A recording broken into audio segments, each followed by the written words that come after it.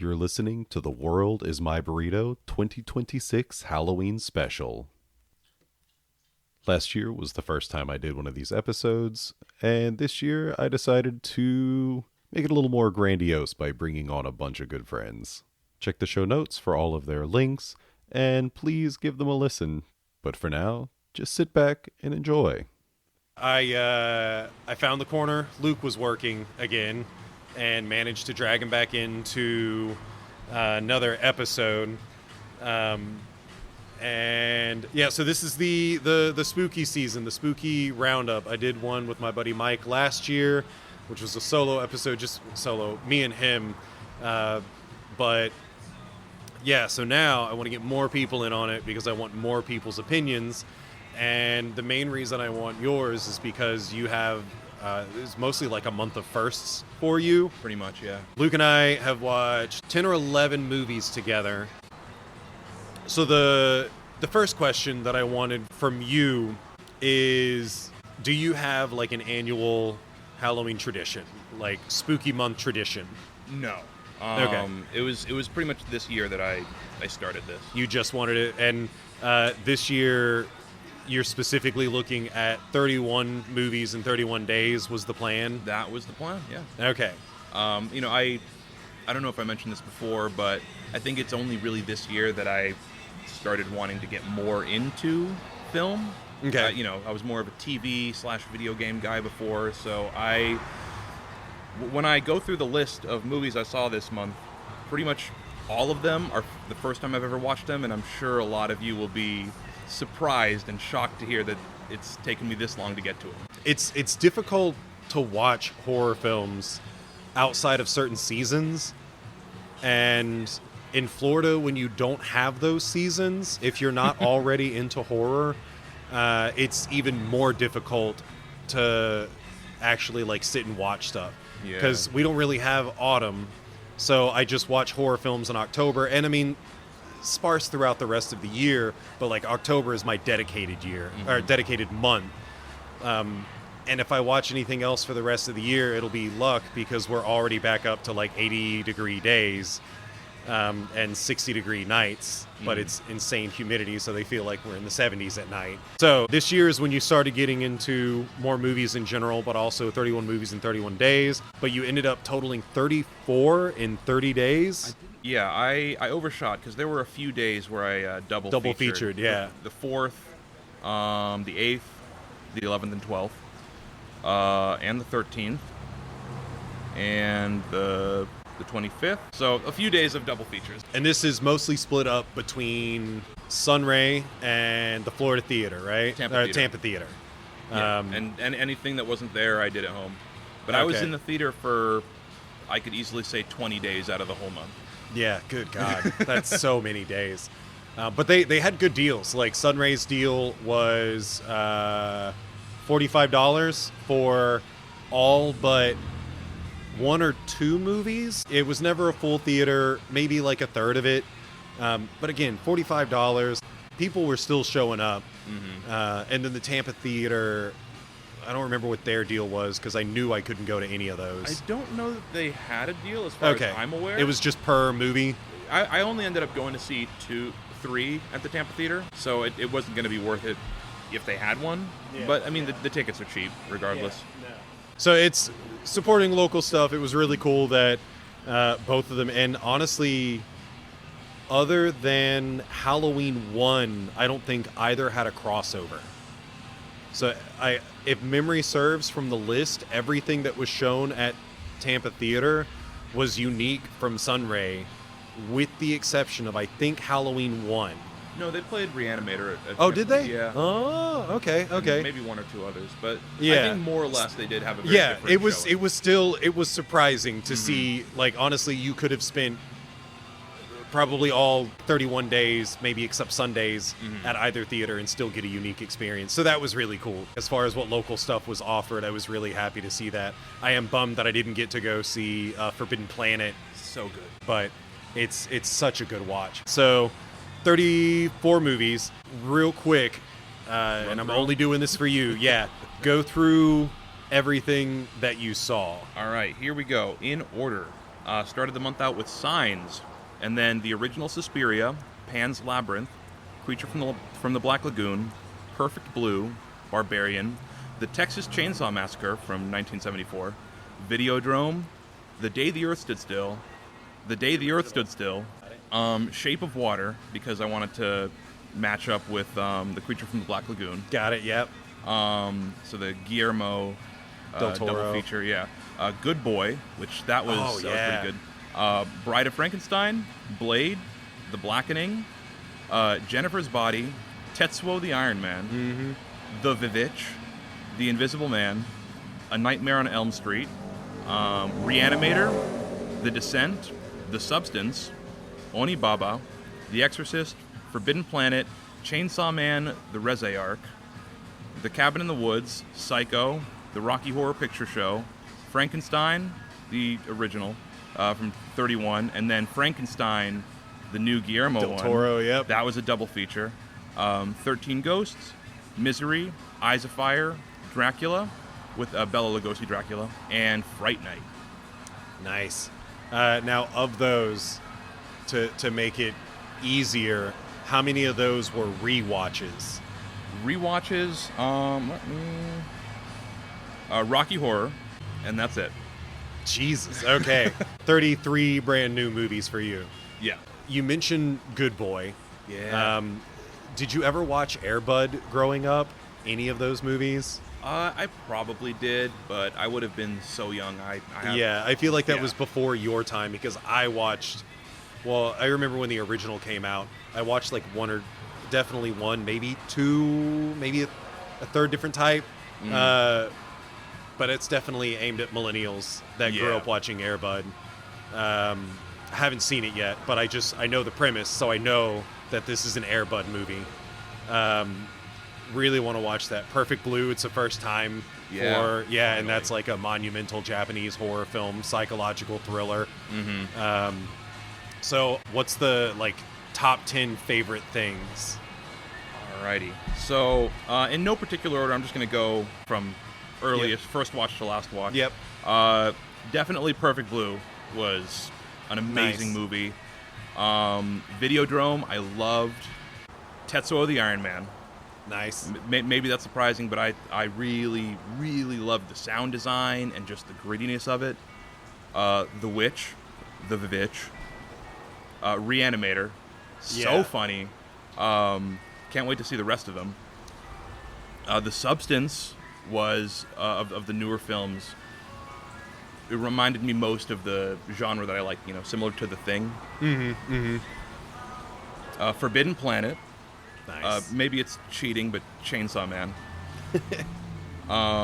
Psycho. How many am I at right now? That's 9. That's 9. And then it's got to be between Frankenstein and Fright Night. I might have to go Fright Night for that one. Yeah, Fright Night was very surprising. I'll do both Frankenstein and Fright Night, and we'll push Chainsaw Man out, because I feel like that's non- more of non-horror. It's more of an honorable mention. The new Frankenstein, I should say. Oh, okay. Yeah, the okay. new one. Nice. Yeah, I gotta see. We almost watched that last night, but we didn't.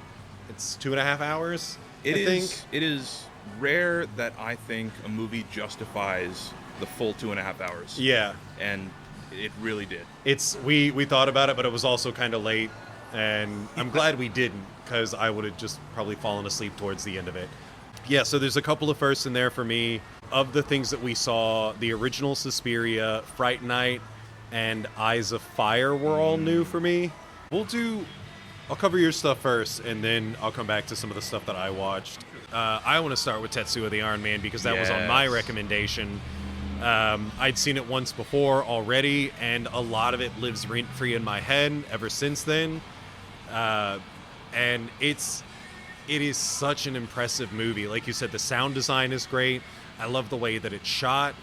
It is gritty as hell. It's one of those where I feel like every still could be its own photo. Yeah. It's something I would love to have, a still from Tetsuo the Iron Man in the house. Absolutely. I'll take anything, because I think pretty much all of it is marvelous on screen. It's difficult to have a movie that so perfectly describes a very specific feeling. Yeah. And if you sit there and watch it, you will be overcome with the feeling that you are rolling around in a puddle of used motor oil filled with metal shavings. Yeah. I mean, that's what the movie is. Yeah. It will leave you feeling something. It's definitely a big recommend. With the caveat that you have to be very okay with body horror. Very okay. And you have to be okay with the characters in the film being okay with body horror. Yeah, because no one has any issue with what's going on in this movie. Well, I mean, the one dude they very quickly get past it. Yeah.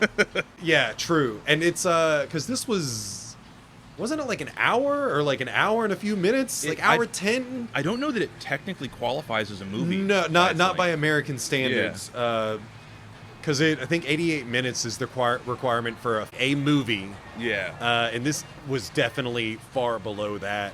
But I remember at one point checking the time because I was like, I swear this movie's short, but it felt long, not in the sense that it was taking long to get places, but it was covering so much ground that it's like, dude, what is happening right now? Like, I feel like I've been sitting here for an hour and a half with the amount of content that's here, and we were like 3/4 of the way through this hour-long movie. Yeah. It's like, what is going on? You know, and I feel like there keep being third acts, and it just keeps upping the ante as things happen. And we can juxtapose that to Onibaba. Yeah, yeah. So Onibaba was your request. So Tetsuo and Onibaba, we had Luke and Rachel over at our place because I wanted to stir things up. One, I wanted to watch some Japanese films, and I had a small list. Or there were a couple American films in there, The Mutilator and Night of the Demons. But you had recommended Onibaba because that was Willem Dafoe's favorite movie. Or one of his top picks from Criterion. Yeah. And so it's like, I've never seen that. So we watched Onibaba, and the Onibaba does not make an appearance until it was like the last 15 minutes of the movie. And it's like a 2-hour movie. Yeah. It's a solid like hour and a half, hour 40. Mm-hmm. And you feel the length of it. It's very difficult to talk shit about it. It's definitely a movie for someone. Yeah. However, take the slowest Kurosawa film. For those listening, if you've seen Kurosawa films and you think, wow, this movie's really fucking slow, it's slower than that. Yeah. Like Seven Samurai is 2 parts, and this is slower than like a 4-hour movie. I hesitate to give it a review because I feel like there's got to be so much context I'm missing. I mean, maybe the Onibaba, despite it being the namesake, is not the true horror of the whole movie. Yeah. Maybe the horror is war and poverty and isolation, These people, because there's really only 3 characters, and they live in 2 shacks that are within running distance, but you have to run through, like, imagine running through the Florida Everglades for any length of time, let alone a few seconds, but any length of time just to reach the other person's shack. So kind of neighbors. But the third character, when he's introduced, he's it's early in the film, so it's not a spoiler, but he's introduced as the friend of the older woman's son and the younger woman's husband, but the friend died during the war. And everyone does sickening stuff to maintain their livelihood. Not sickening by any real standards, but sickening in the effect that they murder people to take their stuff. And then sell their stuff to a dude that is literally just giving them bags of rice. So they live a shit life, and they murder people to live that shit life. And watch the movie for yourself. The plot is so goddamn simple. So simple. But the last few minutes are good. I don't think it's good enough to merit the entire length of the film. No. But the last bit of it is very good. I feel like it was so simple that like I said before, I have to be missing something. It's also a 1960s film in Japan, and this is because I think it was 64.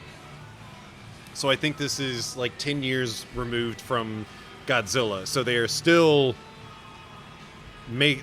working their way into being like a film power at this point. So this is probably like an artistic film, not that Godzilla is not, but I feel like that's what it's going for. I don't really know the history of it, so it'd be interesting to look this up later. Onibaba, a little bit of a letdown.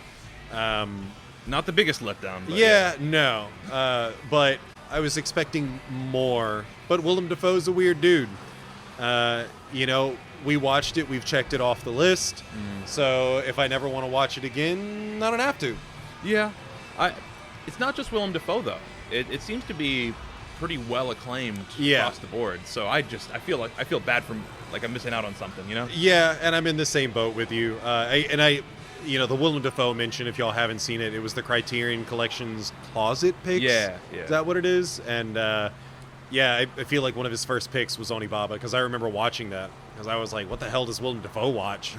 Yeah, I think it has obscenely high ratings everywhere, like 90s or 100% anywhere you look.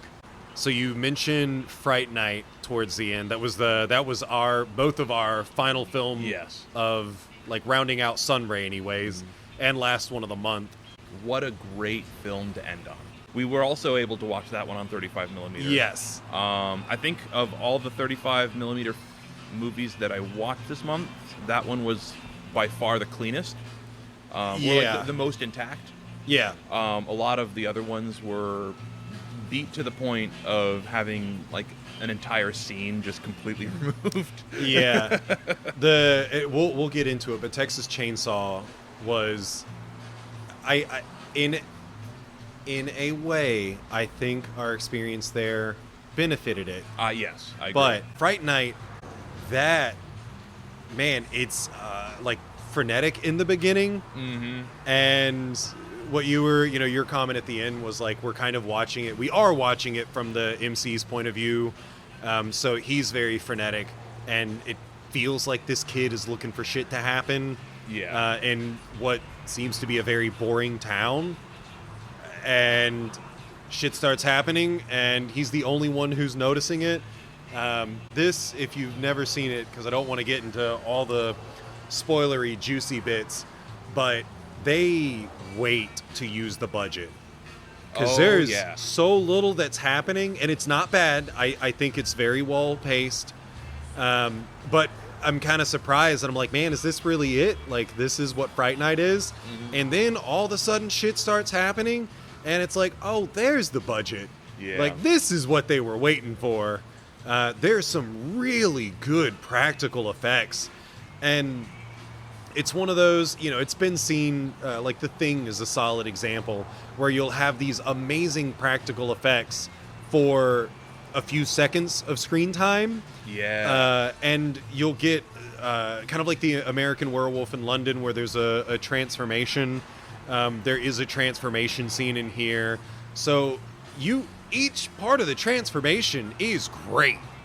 And each one is only there for a few seconds, totaling like maybe a minute and a half of screen time. I mean, you talk about the transformations. I think the standout for me were the two major death scenes. Yeah.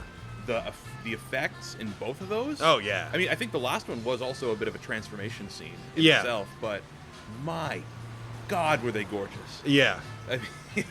That I would definitely give Fright Night a rewatch. Because you were telling me there's a new one too. Oh yeah, I really want to rewatch that, because I haven't heard that it's great, but it does have a stacked cast that I feel is befitting of each character that we saw on screen. Absolutely. Yeah, so it's like, all right, this should be worth a watch. So maybe next year. Yeah, Fright Night is a good watch. And they get right into it. It starts off, the kid thinks his neighbor's a vampire. They don't really waste a lot of time in telling you that the neighbor's a vampire, so that's not really a spoiler. He's a really good asshole, because he's kind of pompous. That's what I was saying. I don't know, he's not a jerk, but he's like, dude, I got stuff to do, man. You're fucking with me. That's why I was saying, there's the two main vampire archetypes. There's the zombie archetype, and there's the hot guy archetype. Yeah. And I think this has got to be my favorite interpretation of the hot guy archetype. Yeah. Because he's got the pomp and manner of a Hollywood star. Yeah, you know? It's very big playboy energy. Yeah. No, the characters in it are great. The friend, the really fucking annoying, like Malcolm in the Middle kid. Yeah. He's the type of annoying where he immediately comes off as annoying. He never improves from that, but he is befitting of that character. Yeah. And so you like seeing him on screen where it's like, yeah, it's really annoying to listen to him talk. Like, anytime he opens his mouth, you're kind of like, dude, shut the fuck up. Like, please stop talking. But you're not enjoying it. It's more of a visceral reaction of, it's like, oh my God, how does this guy hang out with you? You're annoying as shit.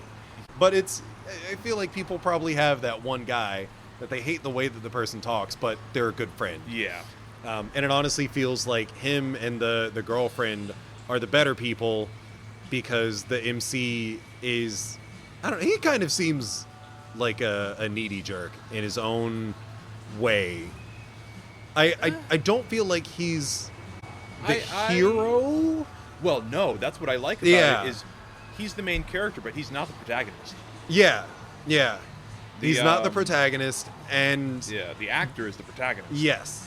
Even though the irony being the guy who claims to believe in vampire, it's like the MC is the one that crucifixes work for. Mm-hmm. But yeah, it's very fun. The characters are dynamic.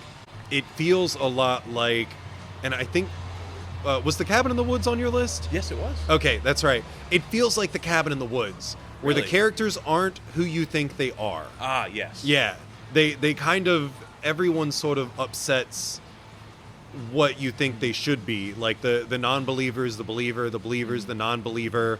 Like the good people aren't as good or maybe heroic. It's that fun playing with your stereotypes in films. Yeah. Well, I think the cool thing in the Cabin in the Woods is they pretty much outright explain that they're intelligent. They're all like going to grad school or something akin to that. And that because of the way they look, they have been pigeonholed into very specific roles via some sort of chemical intervention. Yes. Yeah. Because they were pumping chemicals in to like get reactions. Yeah. Because they had to kill people for certain reasons. I'm not going to spoil the ending of it. That's another great movie and recommend that anyone watch it. Yeah, I was definitely surprised by the layers of that one. Yeah.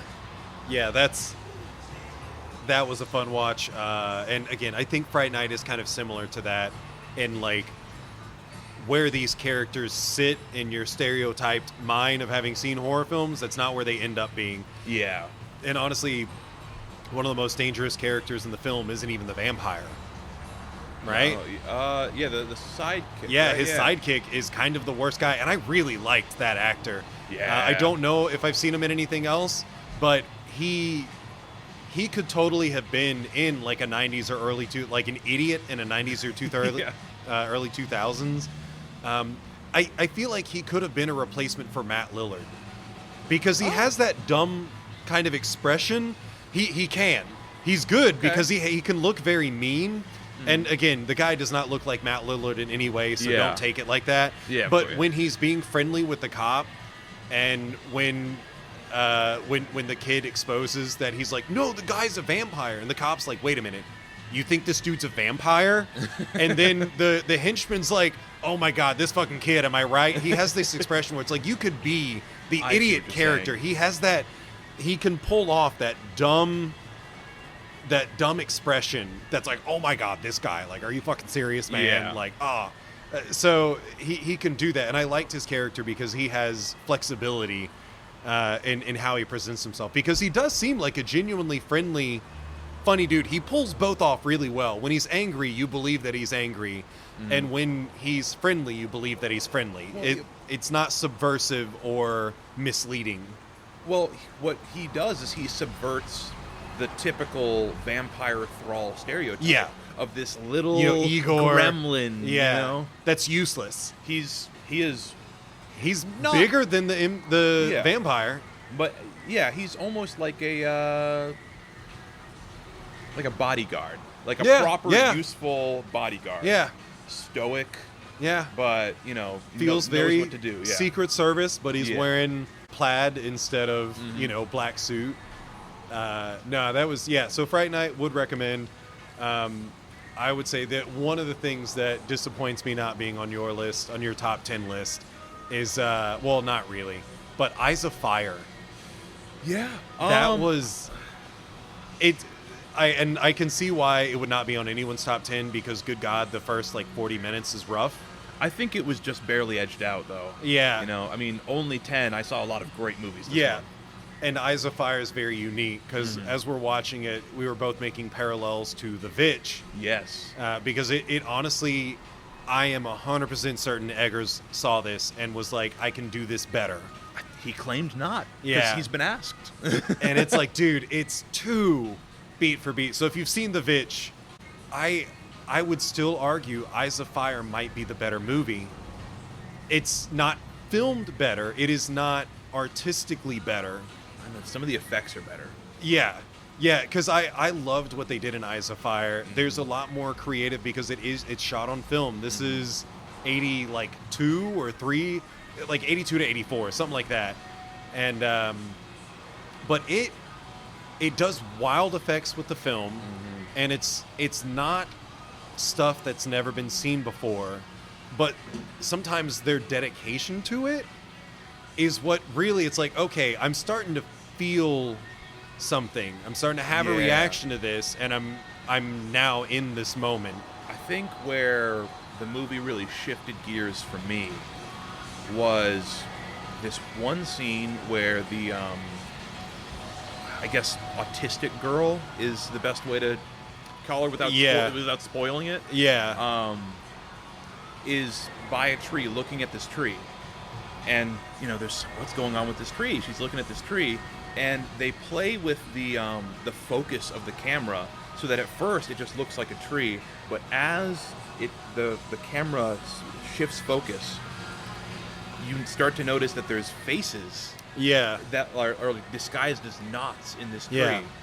And, I mean, they were there the whole time. All they did was play with the focus of the camera and adjust the framing a little bit. Yeah. Incredible. It's Eyes of Fire. I think the most surprising thing to me is, honestly, the entire movie feels kind of lame, especially the way that it starts. In the beginning, you're like, all right, I'm kind of into this, but then about 10 minutes in, you're just like, dude, what is happening right now? This movie is kind of shitty. And the whole thing is kind of lame, but what I really appreciated, and even the acting is not necessarily the best, a lot of the choices are some of those weird 80s choices, but the effects were done so well, because the faces in the tree, it's used throughout the remainder of the film. After you first see them, they always look real. Oh, yeah. They, at no point in time is there a delineation between the bark and the face. It genuinely looks like it's part of the tree. Even when they use an actual face. Yeah. There's one point where someone's walking up a tree, they're interacting with a tree, and you can see the tree sort of move around a real human face. Yeah. But up until the point where they interact with it, you're like, is that a carving or is that a human face? But it's blended in so well together. There is no delineation there, and that remains through the rest of the film. There's so many points, but really it is how much they mess with the film. There's a lot of double shot stuff. It is so well done. It is truly art. And not, I feel like a lot of times when you say that something's art, it has to be weird. Oh, it was weird. I mean, it is weird, but they were really genuinely creative with what they were doing. Oh, absolutely. In film and then in the effects, and you could tell that they didn't have the best of budgets. No. And they really pushed it, and it really works with, the what is happening. Because again, it's really goofy in the beginning, and it just picks it up at the end, and it goes whole hog. I mean, it's even a little goofy in the end with some of the effects where you'd have a little army that just blinks out of existence for no reason. Yeah. And I feel like the very end, like the final scene, is the only thing that I kind of wish hadn't been in the film, because I felt it was a little more confusing at the very end, because it's like, wait a minute, who's in control now? Like, what is actually going on? But besides the very end of it, it really pays off. Oh, yeah. As dumb as it is, so if you do end up watching it and you're like, wow, this is kind of dumb, stick with it. It's really good. It's worth it just for that one explosion scene. Oh, yeah. I like a lot of genuine jaw drops in that movie. Oh, yeah. That's probably enough about Eyes of Fire. We did mention the Texas Chainsaw Massacre earlier, so I want to talk about that for just a minute. The reason I brought that up or alluded to it is we watched a B or B plus quality film, maybe C. Maybe C, yeah. C's get degrees, baby. It was kind of rough, because the brights were super freaking bright. It was almost bleached out. I think once it got dark, it was fine, but it almost hurt. I was starting to have a physical reaction to the film. Yeah. Hey, Matt. Sure. God, you're so great. Thank you, sir. Thanks, buddy. I'm a rusted and well done. The whole movie was tinted yellow. Yes. Beginning to end. Some were really yellow. Yes. Some were more sepia, I suppose. Yeah. I felt like it got a lot easier once it got later in the day. It was harder to tell that it was so yellow.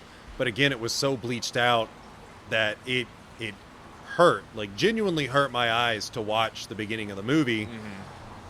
But on the positive side, I felt more in place with the characters, where I am starting to lose my mind because this is so much. Yeah. Actively watching this. But I'd seen Texas Chainsaw Massacre in 2021, and that was the first time ever watching it. Didn't really care for it then. I like it a little bit more now, because we were talking to Doug, and before we walked in, he's like, it's basically the original Scream. And I watched it with that in mind, and it is funny because the Texas Chainsaw Massacre is before the slasher genre, and yet it is somehow, after watching it with that in mind, it is like an indictment of the genre, because Texas Chainsaw Massacre in its right is extremely goofy. It is... The characters are caricatures. Many of them are anyways. Yeah. This time I was laughing when they were trying to get gas, and every time the brother goes up, there's the windshield cleaner, where every time he starts up the conversation, the guy goes and continues to wash the windshield, even though he's told not to. They're like, all right, Steve, stop washing that. Get on back. And then starts talking again, and the guy grabs the bucket, throws the thing on, and he at no point in time does he finish. And the moment the guy stops talking to the kids, he stops washing. So there's just shit all over the windshield. And it is wild to me that it predates so many films, and yet I feel so much of it. It's like this. It really does feel like an indictment. The mayor of the town was the drunk in the tire. Yeah. And then the sheriff is only concerned about any of these kids because it's a beautiful blonde girl. Yeah. It was much better on this watch, despite what would generally be considered shortcomings of the film, the physical film. Yes. Our print that we had. But it was rewarding to watch. I went to see it because I was interested again, and if my mind would change, this would not be in a top 10 list for me. I get why people like it. I respect what it did for every film, decades, even up to now. I mean, there's 7 remakes of the movie itself. Yeah. Not to mention all of the spiritual predecessors, like you were saying, Scream or not predecessors, Successors. Successors, yeah. I think one of my Halloween is a direct result of this because the mask is the same, roughly. X, Maxine, Pearl, that trilogy. Yeah. Obviously comes straight from that. A great series of movies. I don't know if you've seen those yet. I have not. I really need to. Worth a watch. Yeah. Very good. Which, speaking of, what's her name? Mia Goth. Her performance in the new Frankenstein, Guillermo del Toro's Frankenstein. That's right. She is in that. Brilliant. Nice. Okay. I I'm really got to watch that. Because of that, the Pearl trilogy, or X trilogy, and Frankenstein, I'm always excited when I see her on the cast of a movie. Because I know it's going to be great. So we've talked a lot about some of the top 10 and then everything that you watched. But one of the things that I wanted is what was the most disappointing thing that you consumed? Well, it'd be a movie at this point. Yeah, that started early in the month for me as well. So I mentioned that I did a double feature of The Day the Earth Stood Still, the original and the new one. Yeah. And I love Keanu Reeves. My God, was that movie garbage. Yeah. I'm glad that I watched it as a double feature. I just really wish the movie did not exist. Yeah. Because I have not seen a bigger circle jerk than that movie. And the reason I use the term circle jerk is because in the original, he comes in and says, hey, look, guys, we see that you're being violent to each other. We don't want that. So space cops are going to be patrolling. As long as you keep it to yourselves, you're good. Don't bring that shit to us. Yeah. And that was pretty cool, you know? It said, hey, maybe humanity should get their shit together and work together. In the new one, they already decided on ending the world. Yeah. And now, based off of he realizes the indomitable human spirit. Yeah, I'm going to stop the apocalypse. It just felt like the whole point of the original movie is, hey, people are bad, get it together. Yeah. And then in this new one, it's like, oh, people are innately you're all good. gonna die unless I can be swayed, and I'm really easily swayed. Yeah. Jaden Smith's performance was the worst. Oh man, I forgot he was in that. I get he's a little kid. Yeah. And maybe it was just the character that they wrote, where the character was insufferable. I kind of want to rewatch this now, just to, because I might hate it a lot more than I think. Because again, whatever the release year was, that's been the last time. Because I just remember thinking, yeah, no, the original's better. I'll just stick with that. Yeah. So, you did also bring up one of my, and it hurts because I also don't like it, but I think it is also great in concept. 13 Ghosts. Yes. Yeah, I loved that as a kid, and then I remember rewatching that.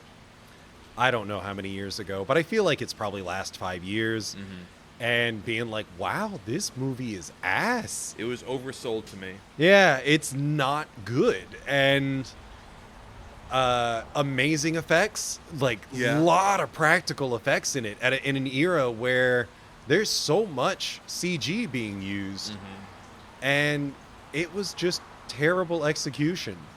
I think the opening, if memory serves, the opening is really good. The opening was pretty good. Yeah, the opening kind of hooks you, and then everything else lets you down.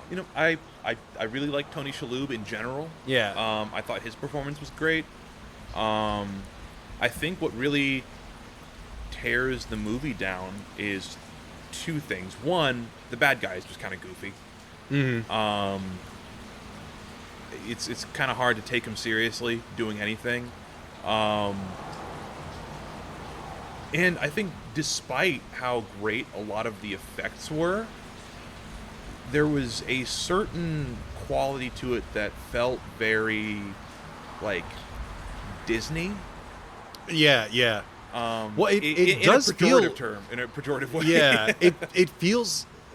If if I'm remembering it correctly, I think one of the biggest problems, the movie's not dark enough, so it feels like it's shot on like a sitcom stage. Mm-hmm. I mean, it makes sense. The whole building is made of glass, but yeah, I guess, I don't know.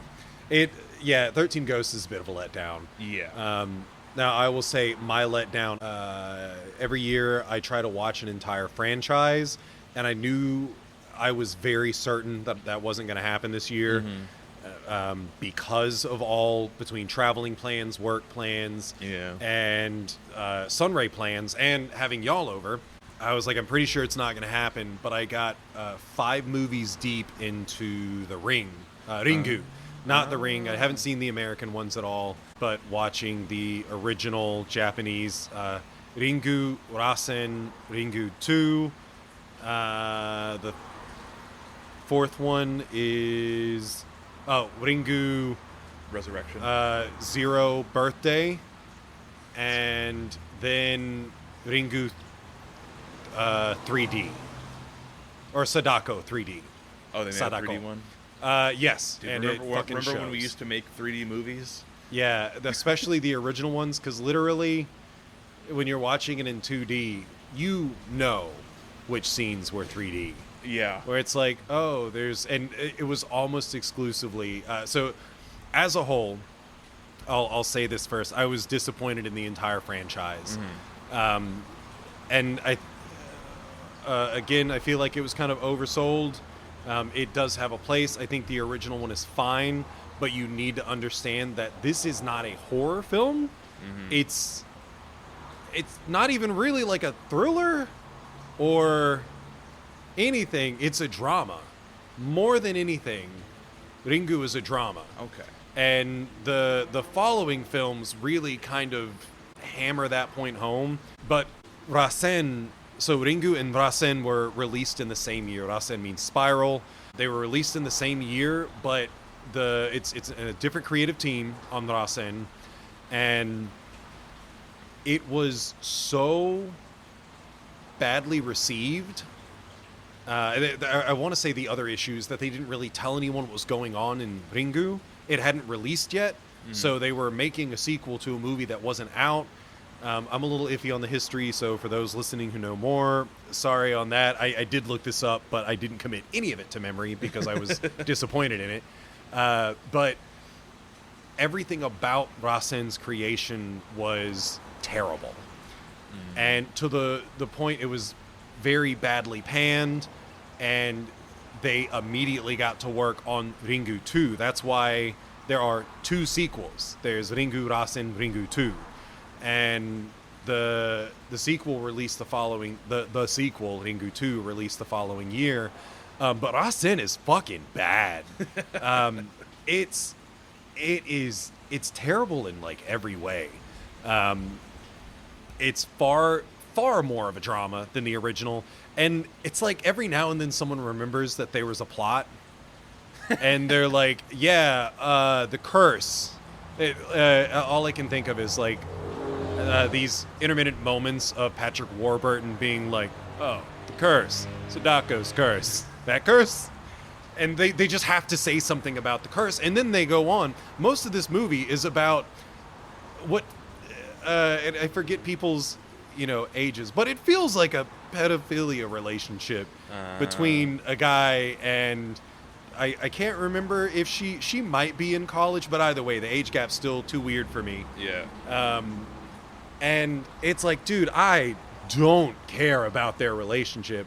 And it does end up tying directly into, and this also makes me mad, is like it does tie into the curse directly. And it's like, but you're undermining everything that the previous film set up. And I kind of feel like that with every single film, I feel like they sort of undermine what the first film did. It's like they're adding stuff and not really fulfilling it. They're not really pursuing what the original film set up. They're trying to be unique. And I always feel like they're taking each successive film takes something away from the original. And that's even if you ignore Rasen and go from Ringu to Ringu 2, it starts pulling things away from the original. And it's like, I may not have enjoyed the original as much as maybe some people had. This was obscenely well-renowned in Japan. Koji Suzuki, it started as a novel with Koji Suzuki, very well loved, and then it was adapted to a TV series, very well loved, and so they started films. Like, very well received in Japan initially. But then you get to Sadako 3D, I'll talk about The Birthday real quick. Birthday is like, oh yeah, it's set up as being the film that's supposed to answer a lot of questions, and it kind of really doesn't. It felt like a nothing movie to me, where it's like, once again, it was adding things, but the things it added detracted from the original film. And it's like, now we're getting a little bit weird, and I don't think there's any way that you can recover from what you're doing. Mm-hmm. The synopsis is that it's supposed to answer the question of where the VHS tape comes from, but it doesn't. The ending is like Sadako dying in the well, but like, we don't know where the tape comes from, other than her just generally existing. Like, you have to put parts together from one, but there's no VHS tape. No one was recording anything. And it also, again, it feels like, yeah, it was a very shortcoming. And then Sadako 3D, it's an internet video, but you die immediately. Immediately. And so when someone's like, oh, there's new information on it, I'm like, how? Did they live? No, because they state what the rules are. And unless you are, I feel like I'm not spoiling it because the movie's trash and I really don't recommend it. Yeah, that's fair. But as they're setting things up, you kind of figure it out quickly. The MC is special in some way. I'm not going to spoil the way in which she is special, but she's special, so she does not die. But literally everyone else that watches this video, the way that it's set up is that if they are not her, they die immediately. Like, Sadako reaches out of the screen and kills them. So I'm like, how's there new information? How does anyone know this? You die immediately. If the video, if it's a week-long thing, that makes sense. You have 1 week to be like, yo, I saw this fucking weird VHS tape, and then the phone rang and told me I was going to die tomorrow or in a week. Mm-hmm. That can spread. I get that. But yeah, oh God. So very disappointing. However, one of the things that was very an interesting connective piece of tissue, and the only reason that I will watch anything else from this franchise, the young girl from Onibaba in the 1960s plays an old lady in Sadako 2019. Oh, okay. So I saw that, and it's like, okay, I didn't manage to reach the movie. We had too much going on. But that, I thought, was like, what a weird just bit of circumstance that I decided to watch Ringu, and you decided to watch Onibaba, and they do have connective tissue. Like, random, I mean, they're Japanese, whatever. But otherwise, random-ass movies. Yeah. That seemingly have nothing to do with each other. Decades apart, do have connective tissue. So I'll end up eventually getting to that. I'm sure I'll be disappointed by it. So that'll be the disappointment for at least this portion of the episode, because we have been going for a while now. And I didn't ask earlier, but Forbidden Planet, because that was in your top 10. I'm really happy to hear that. Anyone listening, absolutely, I recommend going to watch this movie. I love it. It is so much fun. But Leslie Nielsen, who played Mr. Magoo, he was in Airplane 1 and 2. He is such a hilarious straight man. And then to see him in Forbidden Planet as basically Captain Kirk, he is William Shatner. It's like, this could have been a whole different career for him. Mm-hmm. I love Forbidden Planet, everything about it from beginning to end. So your opinions on it, since you just watched it, new to you, and it's fresh, tell me some of your thoughts on that. So, you mentioned Captain Kirk, and I think that's a big reason why I like it so much, is because I'm pretty sure the original series is inspired by this movie, because they are so similar in every little aspect. Just like, the set design, the shape of the ship a little bit, just every little thing, even the interactions between the characters all seems very... Like the dynamic between Nielsen and the daughter that's on the planet. Yeah, exactly. Yeah. So yeah, I mean, I think in large, it just reminded me of the original series, and that's a big reason why I liked it so much. Also the concept of what the bad guy is in the film, and some of the comedic relief. Very, Yeah. The drunkard janitor who goes off and accidentally ends up with an unlimited supply of bourbon. Lucky guy. I mean, the robot's design is super cool. I love that it's analog. Yeah. It's almost an analog robot. Yeah. Yeah, he's so fun. One of the things that I remember really standing out on my first watch was the scene where the girl is interacting with the tiger. I was enamored with it as a child, and then even on watching it a second time, I'm like, this is still really cool because it's mobile. But seeing the double shot like this, where it's two things interacting for such an early time period, it was cool. But yeah, Forbidden Planet, really solid watch. Oh yeah. It's really funny if you take a step back from it and really think about what the movie is overall. Yeah. Because if you were going to title it porno-based, it's homeschool school girl runs through entire Navy, angry father kills them in his sleep. Yeah. No, and it's... when you learn, like, the twist, it's crazy. When you start learning what they learn, it's so good. And I feel like some of the surprisingness of that certainly bleeds into, like, the first Star Trek movie. Oh, yeah. When you learn the twist at the end of that. But yeah, it's wild because there's the crazy monster on the planet, which as a kid felt like something out of, like, Last Unicorn or Phantom Toll Booth. It was just a weird thing. It's fun. That was really good. Are there... let's see. Obviously, 2026, October, long ways away from now. Do you have a better idea of what next year is going to be like for you? What you want to do? Oh, absolutely. Definitely, like, I'm going to start earlier because it was a slog going through all of that in the month, day by day. What you were saying about, like, trying to watch an entire series, I think that's... I wanted to do that a little bit this month, but it ended up being a little more piecemeal. Yeah. I was able to see kind of double films where I saw, Frankenstein, Shape of Water, and Black Lagoon, stuff like that. Yeah. I think next year I'd like to do the series, maybe particularly in the slasher genre. Yeah. I've not seen any of Scream. I've not seen any of the Halloweens. I watched Nightmare on Elm Street. Just the first one. I might not. I really want to see the Terrifier series.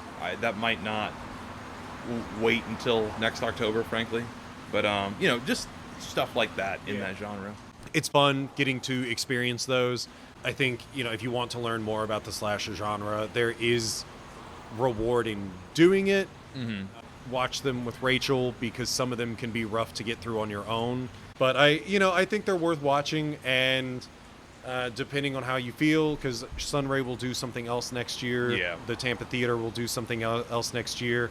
Maybe only do one a year because some of them have a lot of movies. If I do 2 in 1 year, that'll fill out a majority of the month for me. That's why I'm saying is it'd be kind of rough because you wouldn't be able to see anything else. Yeah, that's you true. would strictly be watching all of that. Although I wouldn't be surprised if there's a lot of overlap next year with what we saw this year. I'm going to base what I watch on what Sunray has out. Yeah. Because we watched, I didn't mention it earlier, but I really enjoyed Suspiria. That was great. It was an experience. I haven't seen the new one, but I do want to see it. Yeah, I've heard a lot of good about the new one. They are both great in their own ways. Yes. But don't compare the one to the other. We should get together and do that. Yeah, absolutely. And then another one that I think we wanted to do the new Fright Night as well. Oh yeah, that's right, because we both just learned that happened. Yeah. So we got to do some modern things, assuming that Sunray or Tampa Theater aren't showing them next year. I really appreciate you joining me for this. Yeah, I appreciate you having me. Yeah, I genuinely appreciate the amount of time that we got to spend watching movies over the month. we'll definitely do some more stuff together. Absolutely. So find some obscure movies to watch. But sweet, thanks, and yeah, we'll talk again, bud. Awesome. See you next time. All right, we are on to round number 2 for the Halloween 2025 recap. This is definitely being recorded in October, or early November. Yeah, very early November. Well, my guest is Michael from the Neatcast. Hello. And yeah, he's back. So he's actually the reason why I'm doing this. I wanted to do a recap. He had watched a movie every day, and I wanted to ask what that was like. So this year, I wanted this episode to be a little bit different and interview more people.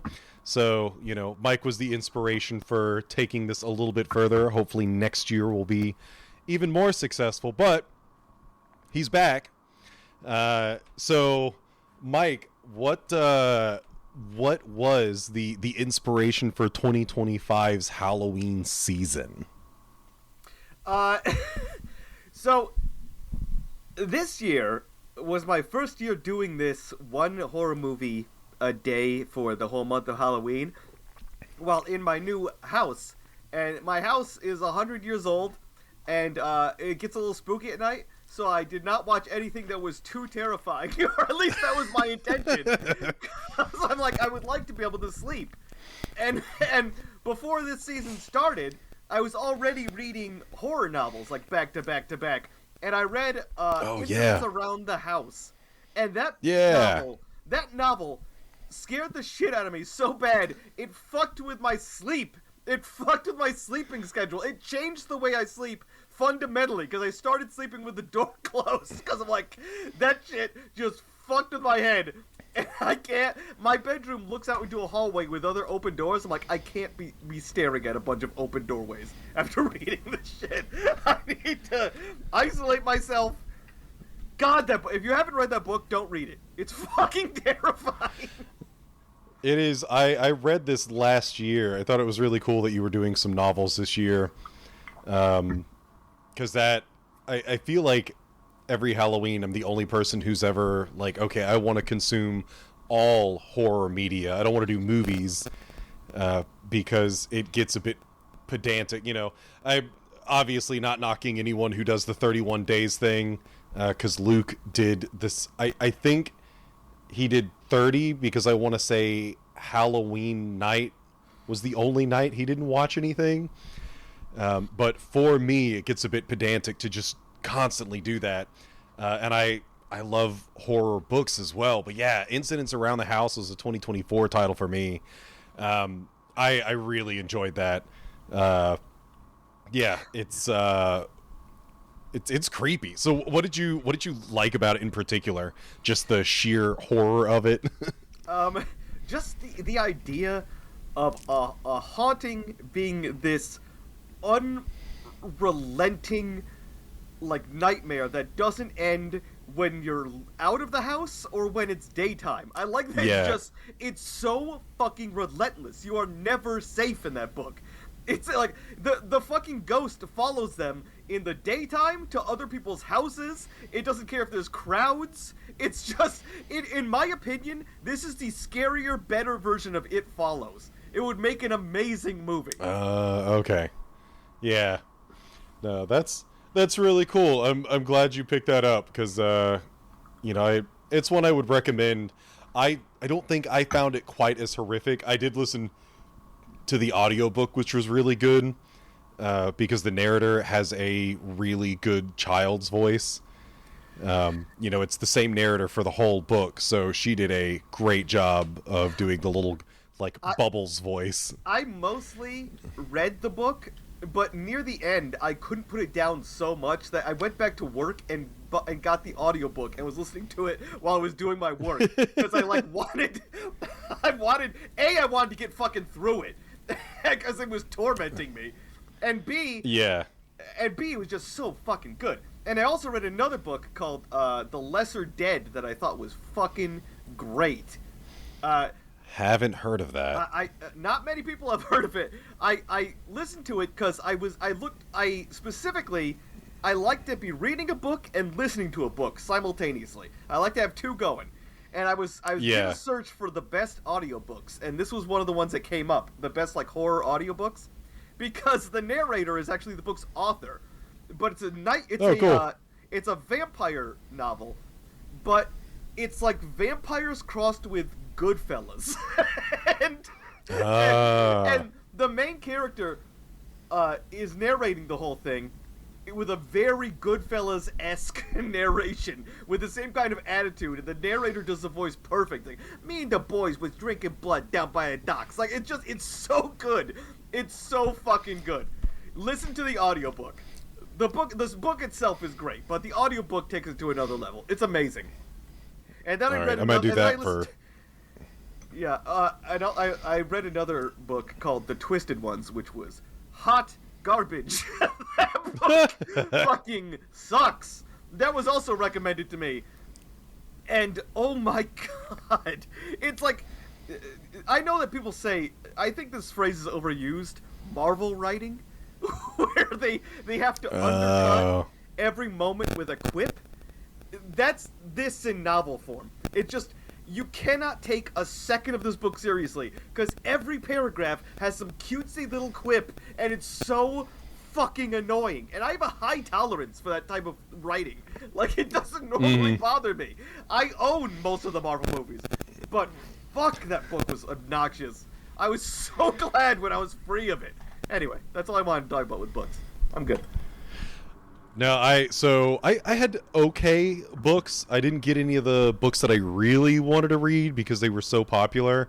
But my boring one, the last one and it was an audiobook, I listened to it.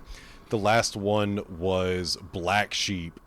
And it's so predictable, and the main character doesn't want to be there, and the issue is that kind of pervades through the whole book. And because everything's predictable, and because the main character doesn't want to be doing the things that they're doing, it's like, what's my motivation? Why am I reading this? This is not exciting. Like, I don't want to be here either. You don't want to be here. No one wants to be here. Like, but it was the last one that I finished. I feel like everything was kind of mediocre. One that, let's see, I would kind of low-key recommend Fantastic Land. It's basically about what if Disney, what happens if Disney gets fucked up by a hurricane. Mm-hmm. How it is written is what's good. I have difficulty saying that the book is good, but it is entertaining in the way that it's written. It's an interviewer who's interviewing many of the characters who were involved in the acts that happened at Fantastic Land. And that's kind of neat. That's really the biggest draw. There's some fun stuff that may not necessarily get brought to the forefront, but you get different characters' perspectives of different characters. So if you're paying attention, like down the line, you might hear why someone was thinking a certain way, and that what they were thinking was misguided. They were taking things at, in this particular scenario, taking things at face value, rightfully so. But it's very interesting sometimes to hear something so casually explained away. It's not like there's a ton of attention brought on it.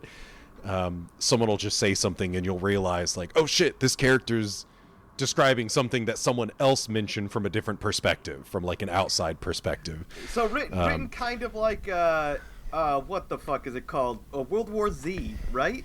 Yeah, it's kind of like the book version of like Independence Day, where they go around as this thing is happening, as this event is happening. You get and I bring up that book too because I also read De-Evolution by the same author, which is about this little like yuppie community built out in the middle of the country by like a tech mogul, and all these yuppies from the city go to live there, and they know nothing about living out in the middle of nowhere, and then they get cut off by a horrible storm and attacked by Bigfoots.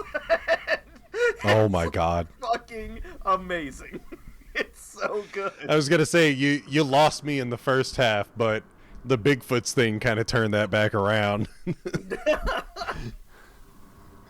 Oh, yeah. So movie-wise, because I know you're much bigger into movies, that is a topic that you bring up pretty frequently.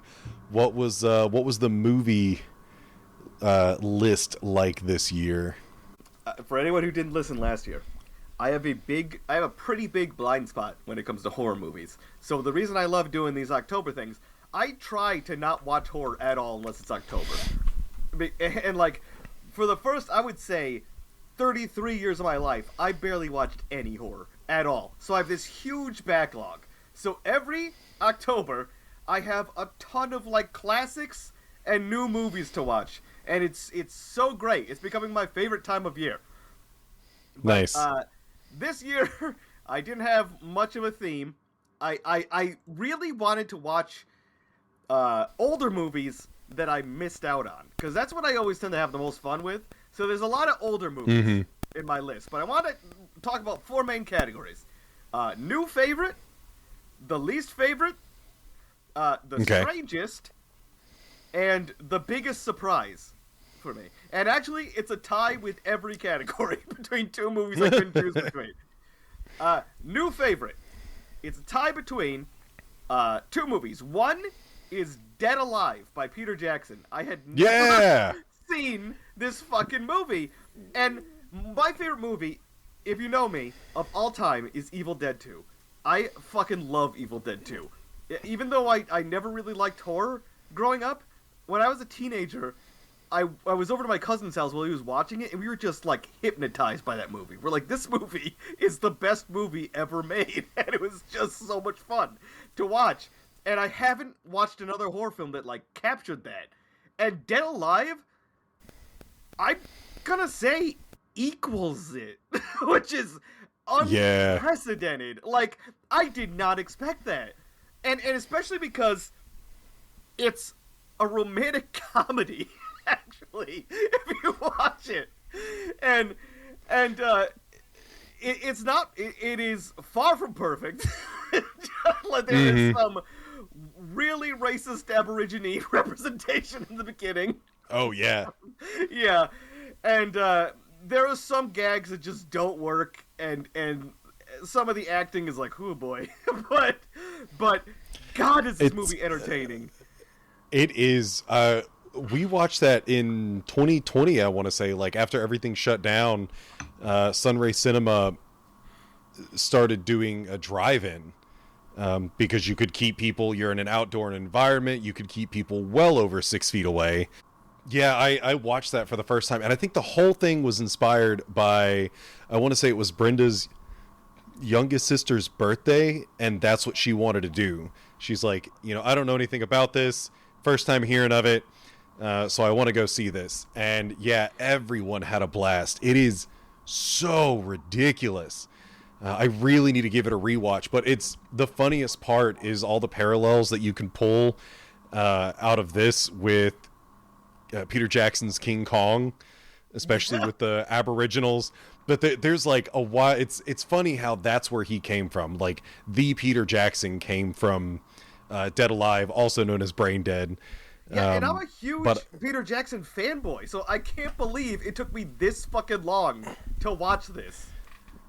Yeah, it is very good. I highly recommend anyone watch it because I feel like most horror generally lends itself better as comedy. Yes, because a lot of horror is just trying to. Yeah, a lot of it's trying to just trying to scare you, and that gets boring pretty quick. So if there's not, you mentioned It Follows. I think It Follows is a masterpiece because it's an allegory for an STD, which they hammer that in. So if you miss that, no, it's fun. It's terrifying. A lot of weird stuff happens, and I think when the weird stuff happens, it makes it more impactful because you're just like, what the fuck is going on in my comedy? There's like a ninja priest and then all of this other weird demonic shit. And I will say, I did say that some of the acting was questionable, but that just comes with the territory of 70s horror, and most of the acting surprisingly pretty good. The two leads I thought were great. And like, you actually care about their relationship. I'm like, don't fuck this up, dude. The whole movie I was like, dude, you have a thick Latina after you. Don't fuck it up because of some zombies. Also, I just have to say one last thing about Dead Alive. The last 20 minutes are the wildest thing I've ever seen in my fucking life. You have to see it to believe it. The last 20 minutes are insane. There's a point where you just have to be like, how is this real? How is this real? I was so numb to freakish shit and blood and gore that when the big titty blob monster appeared, I was just vacant. I was just staring at the screen like, what? Like, just numb. I was going to say, you don't know what shutting your brain off is until you've watched that point when you hit that last 20 minutes. Like, it's amazing. Yeah, you think you know how to shut your brain off, and then you see that. Or, like, suspend disbelief or whatever, and it's like, all right, well, I've gotten, like, Super Saiyan numb. I know! Your brain shuts off as a defense mechanism at a certain point. But my other new favorite I wanted to bring up was a movie that I don't think many people know about this. It's a Spanish-language film called Terrified. This movie was great. It's a very simple story. It's just about ghost hunters that get in over their head, basically. It's basically a Tales from the Crypt episode plot. But the ghosts are so fucking scary. And it's so... This is, like, I would say the top level of, like, goreless ghost movies. If, like, you don't like gore, but you want to be scared, so you want a spooky ghost movie, Terrified is as scary as you can possibly go. This is the top of Everest. It is so scary. Feel like I've heard of this. Yeah, okay, I'll have to check this out.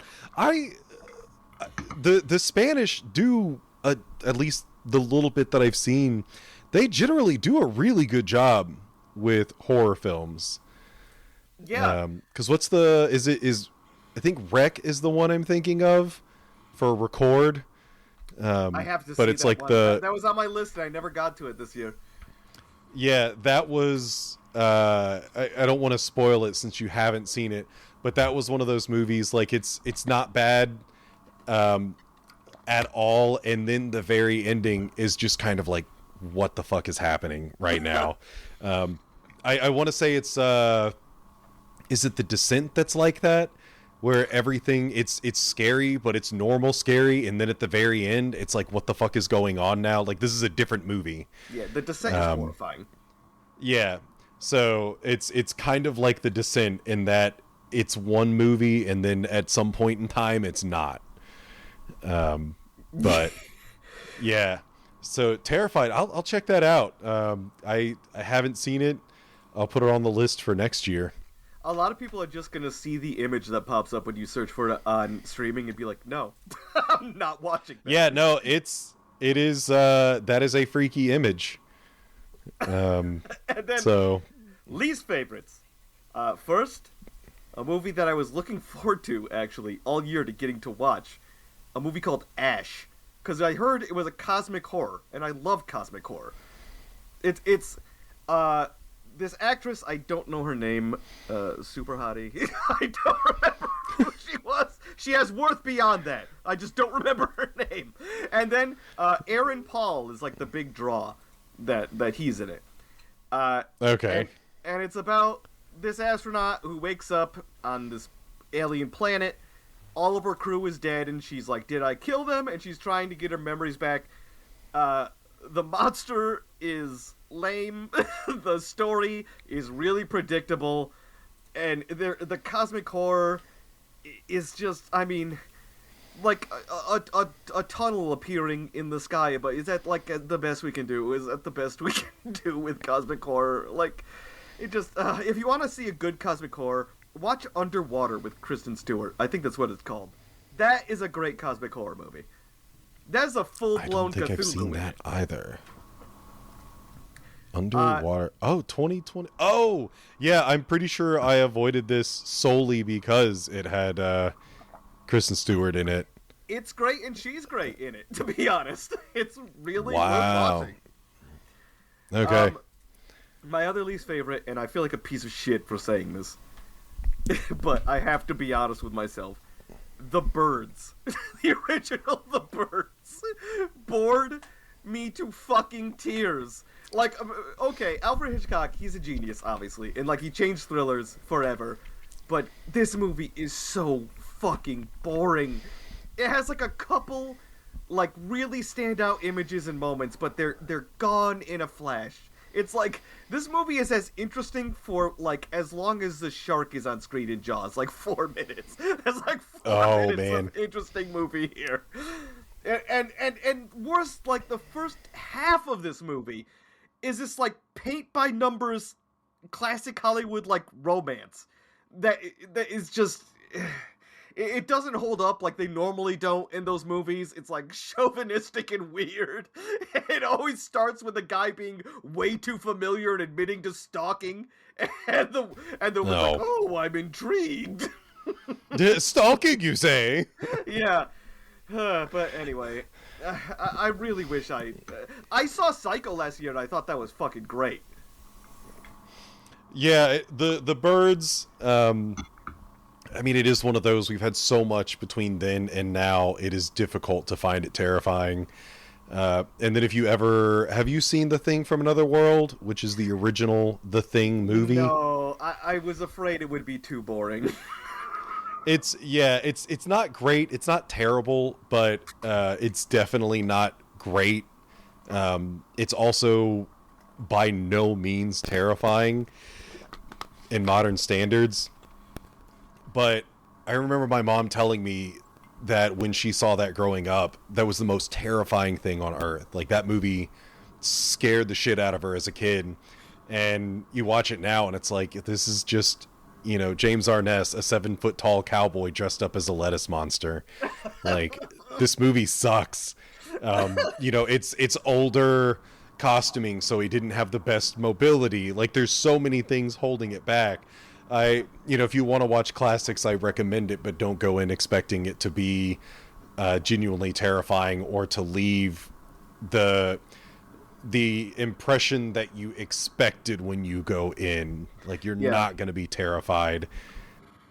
The whole thing is, like, I can see why people were, like, going crazy about The Birds when it came out, because, like, we're so desensitized to gore.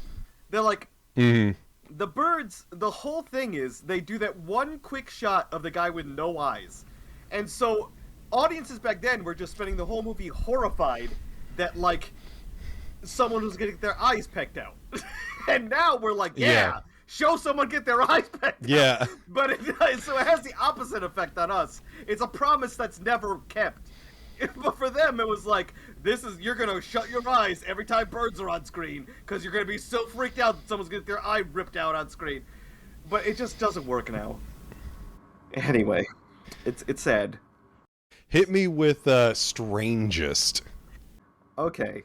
Again, it's a tie, but I don't know if it's really a tie. Cause like I mostly just wanted to talk about this other movie. Basket Case is fucking great. Basket Case is about a guy with a conjoined twin, and he cuts off the conjoined twin, and he keeps it in a box, and it jumps out of the box and eats people. and also the conjoined twin gets really horny at the end of the movie. But also, like, it's like strangely touching at the end. Like, it's like a goofy comedy, but like it's got like moments where you're like, wow, that actually like kind of hit. That actually was an emotional beat that sort of worked. It's like genuine love is in this movie, in this stupid movie with a puppet conjoined twin that screams. I have heard about this. My buddies, I want to say it was a combination of Straight Chilling and Simpsons is Greater Than. they covered this, and if memory serves, the consensus is it's kind of a beloved movie if you like it. It's not a good movie. No. It's just, for some people it's going to hit right. It's not good, but it has a lot of charm. Like, it has charm coming out the orifices. Definitely. Yeah, I might have to make that like my weird watch next year. And speaking of weird watch, House, which I've never seen. Oh, yeah. Dude, Luke, we just decided, we're like, hey, you want to come over? This is like March or April of this year. You want to come over and watch a movie? And he's trying to fill out a lot of his foreign films, and picked Houseu. So I watched that for the first time this year. So it's a wild movie. Was it everything that you expected? Dude, no, because I did not expect it to be like that. As much as people are like, they're like, it's trippy, it's really, like, it's just a wild, weird fucking movie. You're like, okay, alright, whatever. Like, okay, so weird shit happens. This movie is fucking insane. This movie is like if David Lynch directed a children's show. If David Lynch directed an episode of Goosebumps, that's what Houseu is like. It's insane. I don't even know where to fucking start with this movie. A lady gets eaten by a piano. There's a girl who just does karate. That's her whole thing. Yeah. They have like these weird character archetypes. Whether that pays off or not is, it's its own thing. But no, I've listened to an entire review of that movie years ago, and then when I watched the movie, I'm like, none of this shit was in that review.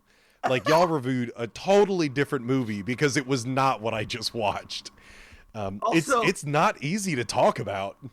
I heard, and this makes this movie, it gives it a whole new level, a whole new layer, like an onion, is that I heard the director's very young, grade school level child basically wrote the script.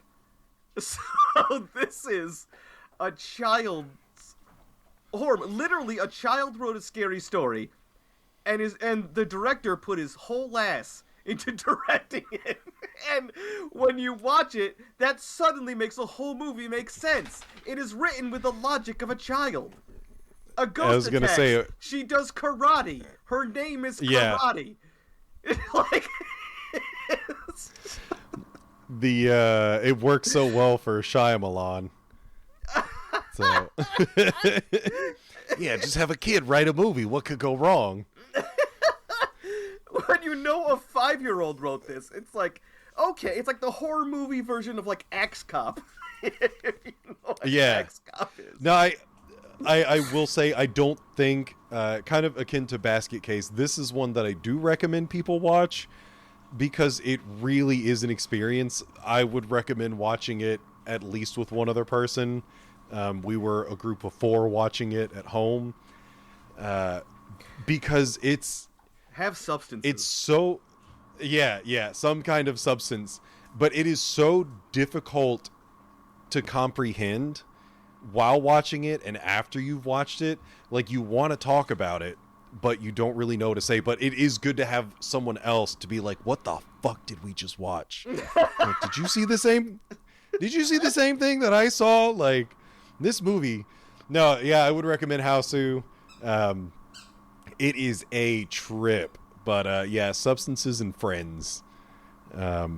Probably the best way to intake that. Yeah. And then, biggest surprises. 2 of them. One is the original Halloween 2. Because I expected it to be dog shit. And actually, I think it's fucking great. I think it's as good as the original Halloween, to be honest. I think that Halloween and Halloween 2 make a perfect 3-hour horror movie watch. They're like one big movie. They all take place in the same night, and it wraps up the story that Halloween doesn't wrap up. It actually puts a bow on it. Pretend Halloween 1 and 2 are the only movies in the franchise. And just, that's the complete story of Mike Myers. There is a plot twist that I could take or leave near the end, involving, what's Nancy? Is that the main character's name? I always forget. But, there's a completely pointless plot twist with her. Future sequels threw it out, but it doesn't matter. I think Halloween 2 is fucking awesome. And the other one, my biggest surprise, was a movie called Ghost Watch, which I thought was fucking amazing. It has a background. So I think it was the 80s, it might have been early 90s. The BBC aired this saying that it was a real, live ghost investigation. And the whole thing is basically like the Orson Welles War of the Worlds, where they're trying to, sell this as real to audiences that were genuinely freaking out when this aired. They actually, I think, banned it from airing after the first airing, because it made people fucking panic. Because of the things that go wrong during this ghost investigation. And it starts to infect the studio, where, the host is. It's so good. And it's still fucking scary. At least if you're a big pussy like me. This movie is so far ahead of its time. This movie is, for how it breaks the fourth wall, and how it does found footage. It's so ahead of its time, and so good. I would say this might be the best found footage anything I've watched. It's really fucking good. This deserves to be seen every Halloween. Put this on the background at a Halloween party. Okay, I will check this out, because that sounds great. And Late Night with the Devil is the movie I couldn't think of. I would say this is like Late Night with the Devil, but actually scary. Okay, yeah, I'll definitely check this out, because I thoroughly enjoyed Late Night with the Devil, and if this is a better version, then I'm sure I will enjoy that. And before we wrap up, I just want to quickly knock out some other opinions based on just random movies. I saw Candyman for the first time, the original Candyman. Okay. That movie's fucking great. That's probably my favorite slasher that I've watched in doing all of this. I thought it was great. It's just a slightly elevated slasher film with who's that? What's that freak's name? The Hellraiser for Clive Barker. Tony Todd? No, Clive Barker. Oh, he was the one who wrote it. Yeah, and it's The Forbidden. He's got his little perverted hands all over it. Yeah, no, it's so good. I think of the actual slashers, I would say Candyman is my favorite, and then of the non-slashers, it's Pinhead, both of which are Clive Barker creations.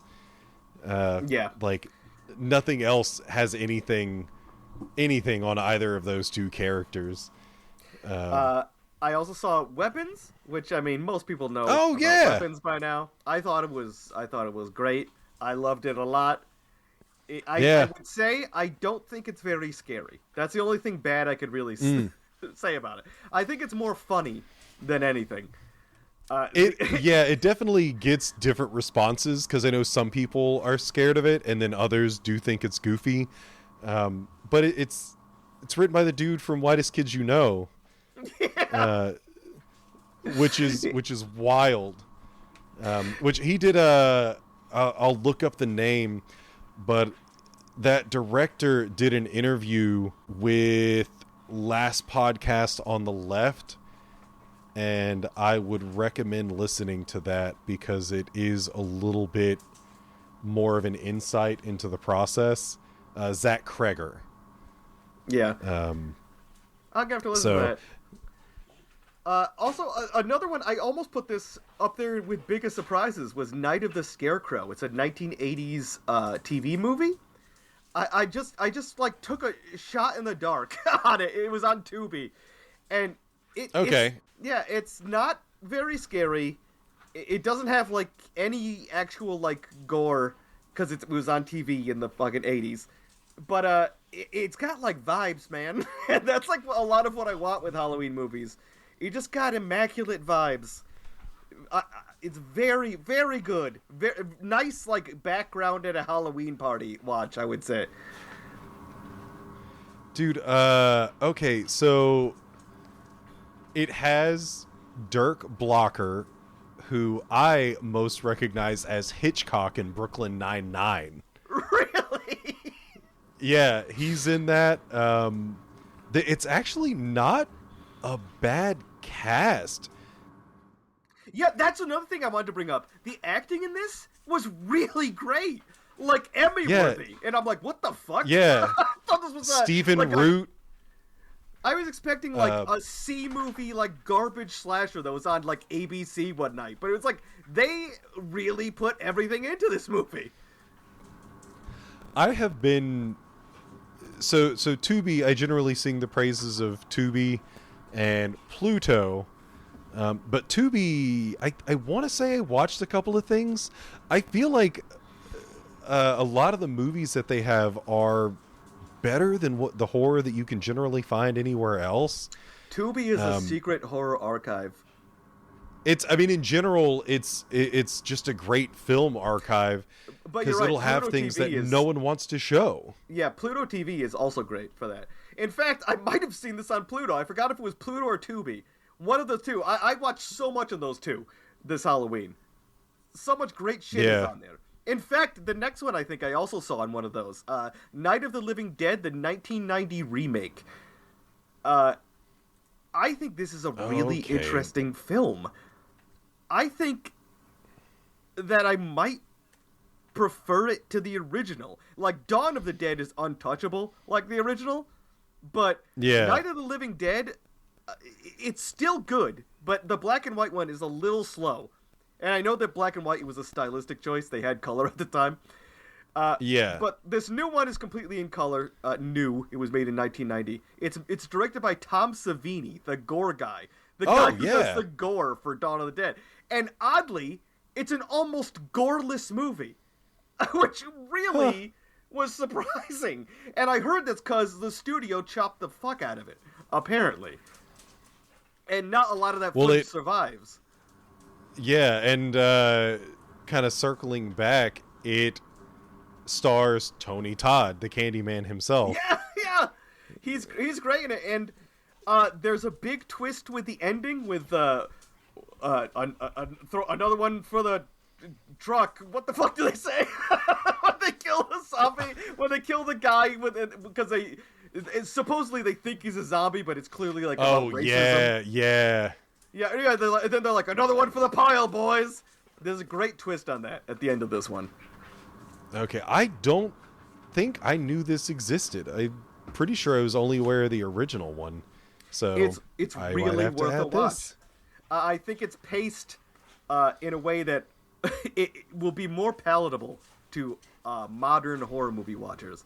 But you're going to be a little disappointed by the almost complete lack of blood and gore, which really shocked me.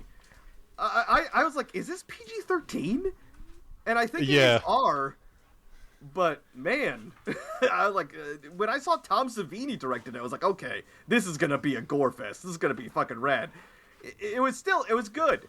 And I think I might prefer it to the original, but yeah, weirdly sanitized. Yeah, I will have to check that out because that sounds pretty wild. Anyway, I didn't know that existed. I'm looking up the cast to see what else they've done. No, that's really cool. That's a good roundup. Did you do any horror video games this year? Yes. I didn't play Silent Hill F. I wanted to play Silent Hill F, but I never got around to it, and I never had enough money to buy it with everything else coming out that I was playing. But I played one called Chronos, which was from Bloober Team, who also did the Silent Hill 2 remake. And Chronos is great. That game is amazing. That's one of my favorite games I played this year. And it has, like, middling reviews, but I don't get it, because I think it was fucking fantastic. From beginning to end. And it's the story is interesting. It's got a lot to think about after you beat it. It genuinely leaves an impression. I'm still thinking about it, like, months after having finished it. Okay, I'll add this to the list for next year.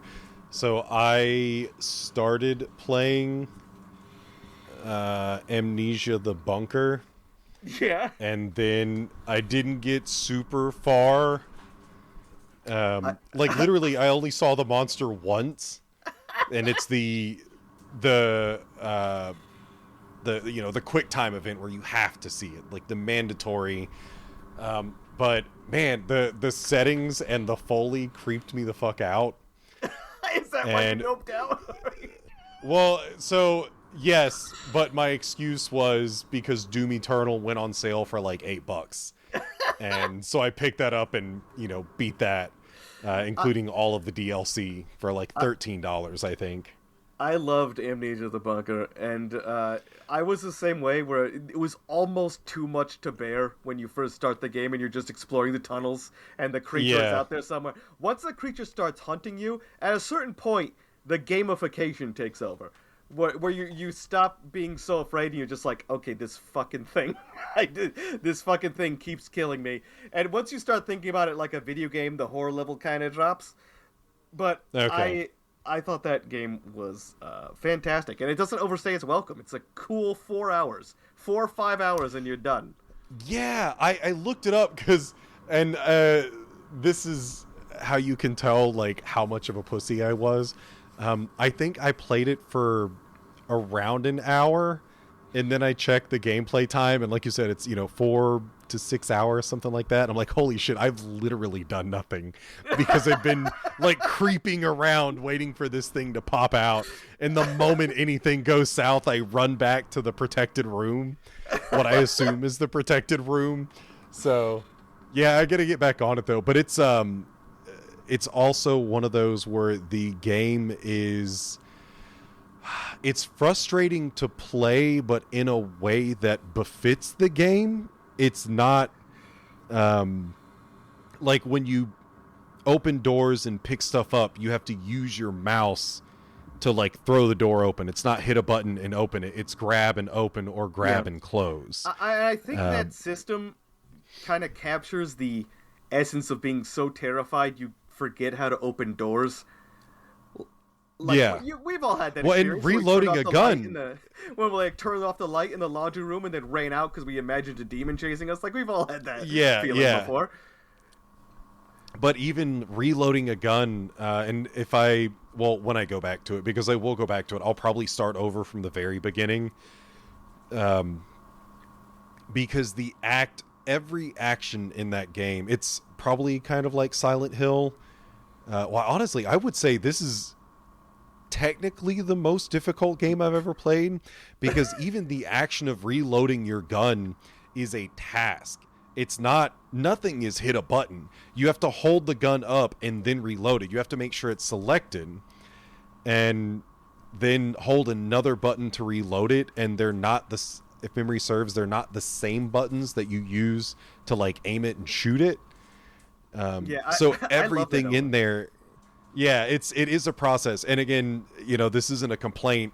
It is, I think it really befits, because it adds to the horror, where in a freak out moment, you might forget how to reload a gun. Yeah. To like defend yourself.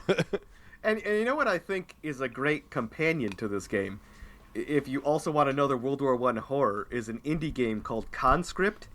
It plays like Resident Evil, like classic Resident Evil, but you play a World War I soldier, and there's nothing supernatural. It's just about the horrors of war.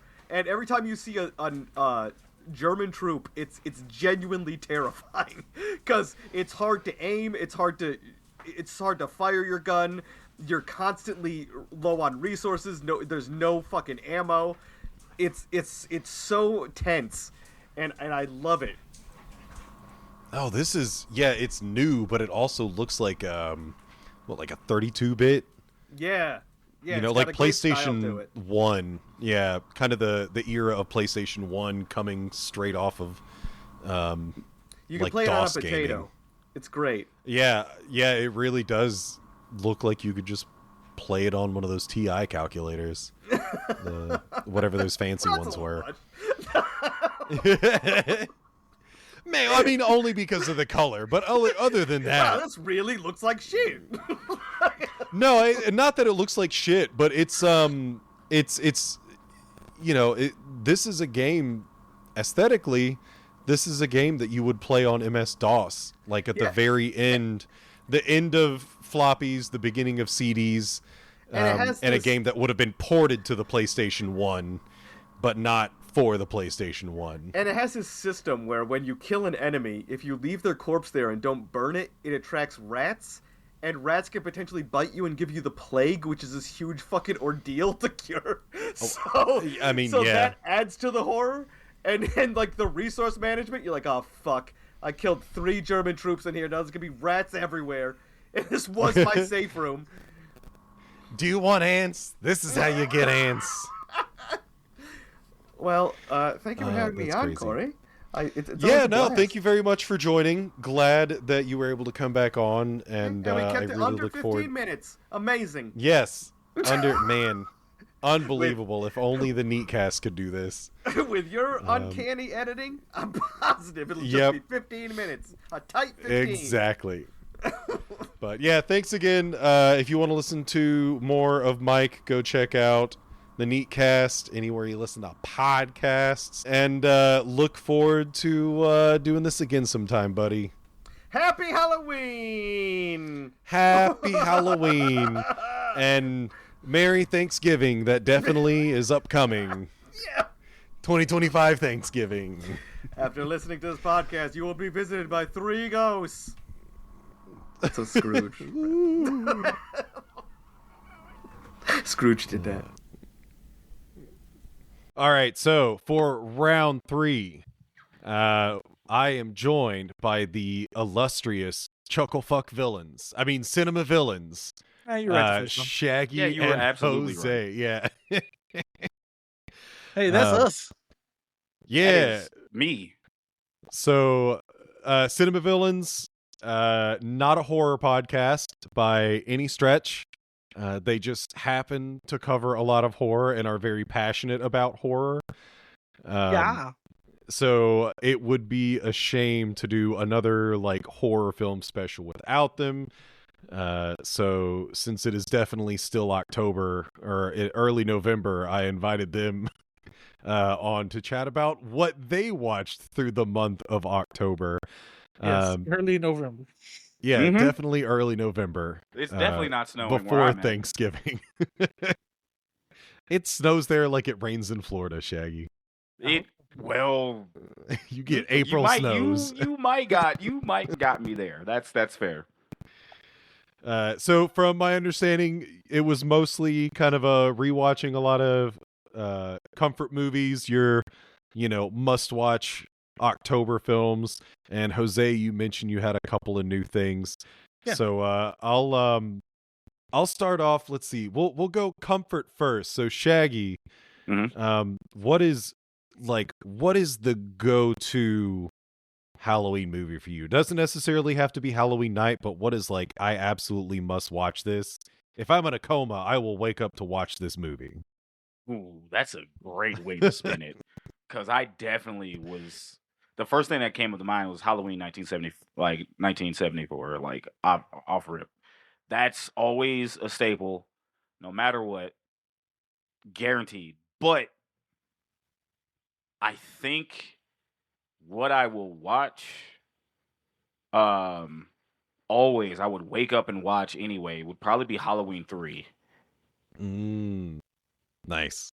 Like both of those, yes, but like I will, if I hear the theme song, I'm like, 3 more days till Halloween. I'm like, yeah.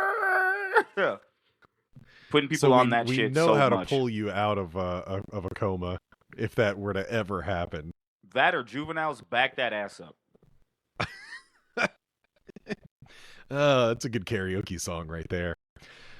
You mentioned Halloween 3, which is always great to hear because it's the one that I unironically love. And one of my biggest upsets for the entire month of October was I did not get to go see Halloween 3 in theaters on Halloween night. We did attend a Halloween party, so that was cool. But I was like, man, the whole time I'm at this party, I'm like, I could just be watching Halloween 3 on the big screen right now. It is such a great watch for Halloween. Definitely quintessential. It sure is. Yeah. No, I feel like Halloween, a very common thing is Halloween 1 and 2 or 1 and 3. And ironically, so we have Sunray and then the Florida Theater. Sunray was doing 1 and 3. Florida Theater was doing 1 and 2 back to back. It was the only night that they were doing like double features. Nice. Jose, you mentioned that you have some new stuff. What was one of the new things that you watched this year? Well, one of the new things that both I can speak for Shag too, since we saw this together. You know, I went to go visit him for his wonderful birthday. We saw the Black Phone 2. Electric Boogaloo. Yeah. I listened to the episode on that. I really need to watch those because I was very lost in that episode. Yeah, it's one of those ones that like, well, to be fair, Jose, when he asked what we watched, dude, like what was newer, like I would probably watch Black Phone outside of Halloween, like outside of like October. Yeah, but, like, it was a spooky movie and it came out during spooky season, so I'm like, hey, that counts. Okay.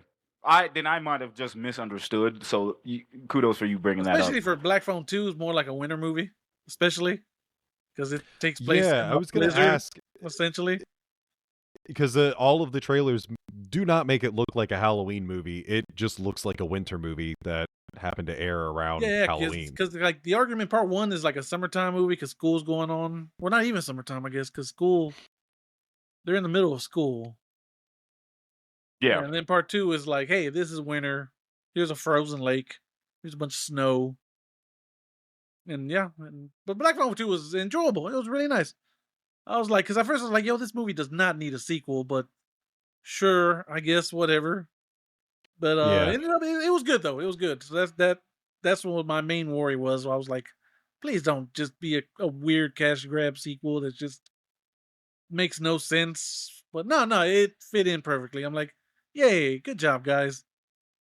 Not totally screwing the pooch. Yeah, exactly. Yeah. Now, if they announce a part 3, I'll be like, look, guys. All right, stop it. Stop. Take it out to pasture. Like, no, stop.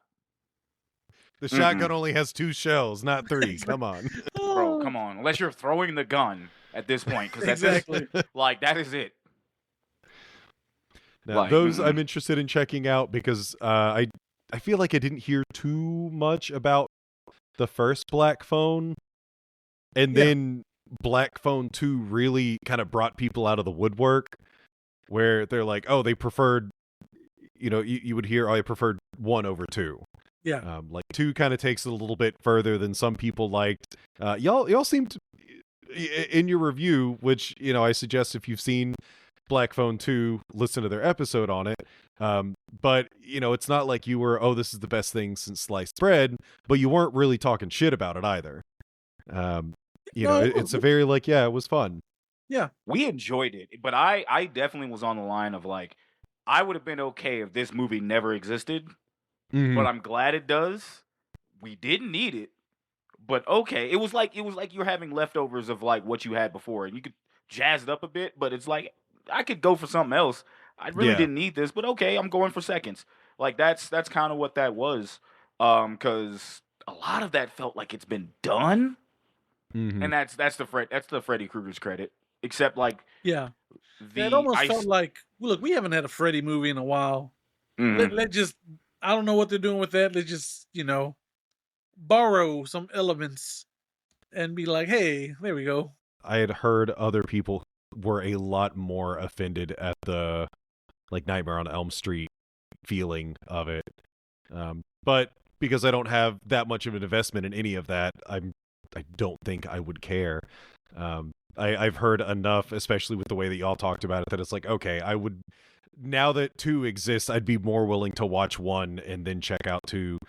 Yeah, one was very good. Going back and rewatching that, and then, like I said, not shitting on 2 because 2 was good. 2 was good, but it's not 1. 1 was something special, something different that you got to experience. Like, oh shit, so definitely that. bounce it back to you, Shaggy. What is something else that you have seen or that you watched for spooky season? You mentioned Halloween 1 and 3. Is there, and I know it's mostly like must-watch stuff. So, what was your next must-watch? So obviously must watch. Um, I put Jose on this a few like our first Halloween when I moved to Texas. Yeah. This would be Over the Garden Wall. Oh, yeah. I watched that religiously. It's only 10 episodes. You can kill it. You can literally binge the whole show because it's like your average 22 30-minute episodes. Oh, no, they're 11 minutes each. Oh, yeah, 11 minutes. 'cause And they're like it's half and half, only, only the first episode has an intro and an outro. Yeah. So it's just 11 minutes. Yeah, it's the 11-minute episodes. Going into that, watching them, you can do that in a couple hours. Great fucking shit, man. Like that is something if no one has seen it, I always recommend it to them 1000% of the time. We actually, Brenda and I watched that this past October. We started it, I don't know, it was like a year or two ago, and we didn't dislike it, but it just didn't click. I think we got 3 episodes in and then just didn't get back to it. But this time we actually binged it all at once. We happened to have the free time. I think Brenda was off the next day. There was nothing going on that night. We got like 4 episodes deep, and we're like, why not? We're this far in. Why not just finish it? And yeah, very much worth it. It's really fun. It is a good autumnal show, or kind of winter, because it itself is a blending of the seasons. It goes from October, November, December. Yeah. It So has a if December anything, feel, but it all happens on like Halloween. There was a specific spooky episode, I guess, full of like it well, just like makes you feel episode, like episode 2 is the pumpkin patch or whatever. Mm-hmm. But yeah, and then the very end it's snowy, so you could even just watch like 3 episodes each month kind of thing, and you'll probably hit, starting in October, you'll probably hit the months. But yeah, it's really good. Highly recommend that. It's wild. The voice actors, like, so holy good. shit. Oh, phenomenal. So good. Yeah, Elijah Wood's a main character. Yeah. The little brother is actually voiced by a little child, which was great. Totally sells it. Most ridiculous dialogue in the entire thing. And then Christopher Lloyd has 2 roles in it. Woodsman. And yeah, I'm not going to spoil the second one, because if you haven't seen it, it's very surprising. But the woodsman, straight off the bat, and it's like, oh shit, that's Doc. Yeah. But the other one I had to look up and was very surprised to find his name. But yeah, they got some real sneaky voice actors, and they don't all sound like themselves. No. Except that's Elijah Wood. Like, yeah, I didn't notice it, but I've only seen Elijah Wood in Lord of the Rings and Faculty. Yeah, Faculty. That's kind of where my preemptive of Elijah Wood is, but like he has a certain type of cadence, and voice that he has that carries it, and you can hear that shit. Especially when he starts waxing poetic, and I'm like, that's fucking it. When I saw it was his name, because I mean, I think they say it in the opening credits, Elijah Wood. And then you hear it, and it's like, oh yeah, it does sound like Frodo, just never shutting the fuck up. Yep. Spirit. As I gaze into her eyes, I'm like, bro, don't be talking about gaze in her eyes, all right, bro. She ain't bro. into that. Like exact, but that's definitely what he's all like. I'm like, yeah, okay, no, that's him. No, it is really solid. Jose, you said you had 2 things, so what was round 2? So I could tell Shaggy's gonna try to argue me with this, but no, this is technically horror, and I saw it in October. Oh, God, that is Chainsaw Man, the Reze arc, the movie. So there you go. That was fucking phenomenal. Phenomenal. I don't care what no one says. Deals with demons. The real horror is devils. the fan base. Man, listen. If you had started with that, I'd be like, you know what? He got me there, chat. He's got me there. Look, I wanted to build up to the horror that is, the goonery. The Gooners. The pure, just unashamed goonery. Goonsaw Man. Goonsaw Man. Goonsaw Man. Jesus Christ. The Goon Devil. I'm waiting for that motherfucker to pop up. Oh my god. No. Yeah, you know what? I didn't see it in October as much as I was trying to see it in October. Yeah. I was fighting for my fucking life seeing that movie. But I wouldn't fight you on that because I get it, but I that's kind of something I watch on Valentine's Day. That's a weird movie to watch on Valentine's Day, but I get it. Brother, that is a weird movie to watch, period. No, you're right. I'll take it back. Yeah, it is Chainsaw Man. A weird franchise in general. Yeah. Boy.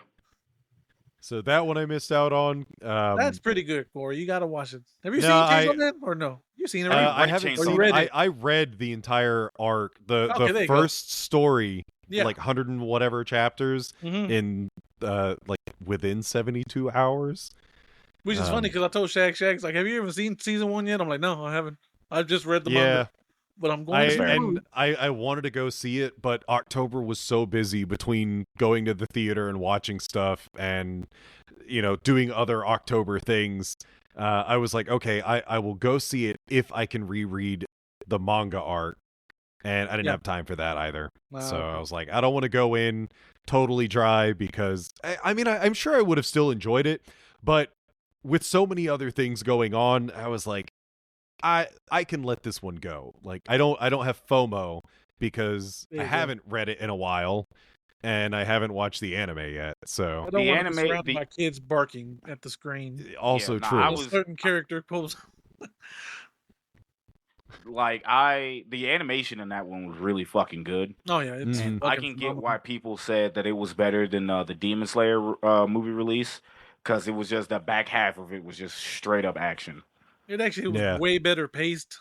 Mm-hmm. That's what it was, Yeah, the pacing was so much better. I get when people say, "Oh, I think this was better than Demon Slayer." I'm like, "Yeah, okay, I get it. Yeah, I 1000% get it." I was like that. I read the arc first, then I finally got to the fucking theater and saw it. It was like only 3 of us in there. Nice. Oh wow! Finally saw it, and was one of them in a fucking trench coat. Just waiting. Okay. It was just me, just in the a dude and his girlfriend. It was 3 black people in that theater. Oh man, they went in there to fuck, and you ruined it, Shaq. Nah, they had some anime shirts on and shit. Okay. They were not doing that. Okay, cool. I was just like, they went. No one's gonna see this fucking movie. Let's just go there. Let's just go in there and be like, I do it. Now to be fair, I was in there first. Okay. I was like, oh shit, I got this shit to myself. Hell yeah! And then they walked in and he had to zip his pants back up. Gooning? Nah, I am not gooning to that, brother. I'm mad. I know what that is, and I'm not doing it. Not doing it for that, brother. That is no. So, if you're not going to be gooning for Chainsaw Man, what would your next movie on the list be? Not gooning. Where are we going with this? Unless it's a movie that requires some gooning, like Linnea and her Quigleys. Linnea and her Quigleys. Yes, sir. Yes, sir. Now, if you want a new October classic, I recently introduced Shag to Night of the Demons last year, I think. Dude. For Spiku season? I was still in Texas. You're still in Austin. We didn't watch it. Oh, no. For 2 years before. It had to be 2 years. Yeah. I was still in Austin. I was still in Austin. We didn't watch it for October though. I don't think it was spooky season. Yeah, it was. It was. You sure? Yeah. Okay, then it was. Yeah, then it was a while ago. Then I think. I don't think we did. I remember we watched it. I don't think it was Halloween. One of my traditions to watch Night of the Demons. It's a wonderful such a good Halloween night movie to put on in the background if you're having a party. Or if you just want to watch it, it's fun. What was the dude's name that we used as a verb? Reggie. It's like the Reggie Award. The They're just like, best nope. horror character in a horror movie, like the smartest. That motherfucker's like, absolutely not. We're fucking leaving. Well, not too smart because he should have just never been there in the first place. Yeah. Like, bro, you're there with a bunch of white women. Like, white people. Like, no, get out of there. You're not safe. Scream 1 gets watched during... I watch Scream, like, damn near every fucking quarter, Corey. But, like, that one... Oh, jeez. I tend to, like, go back to Scream 1 a lot with that. But, like, any of the Scream movies, I would at least watch a fucking Scream movie. We gotta watch part 2 for Timothy Oliphant.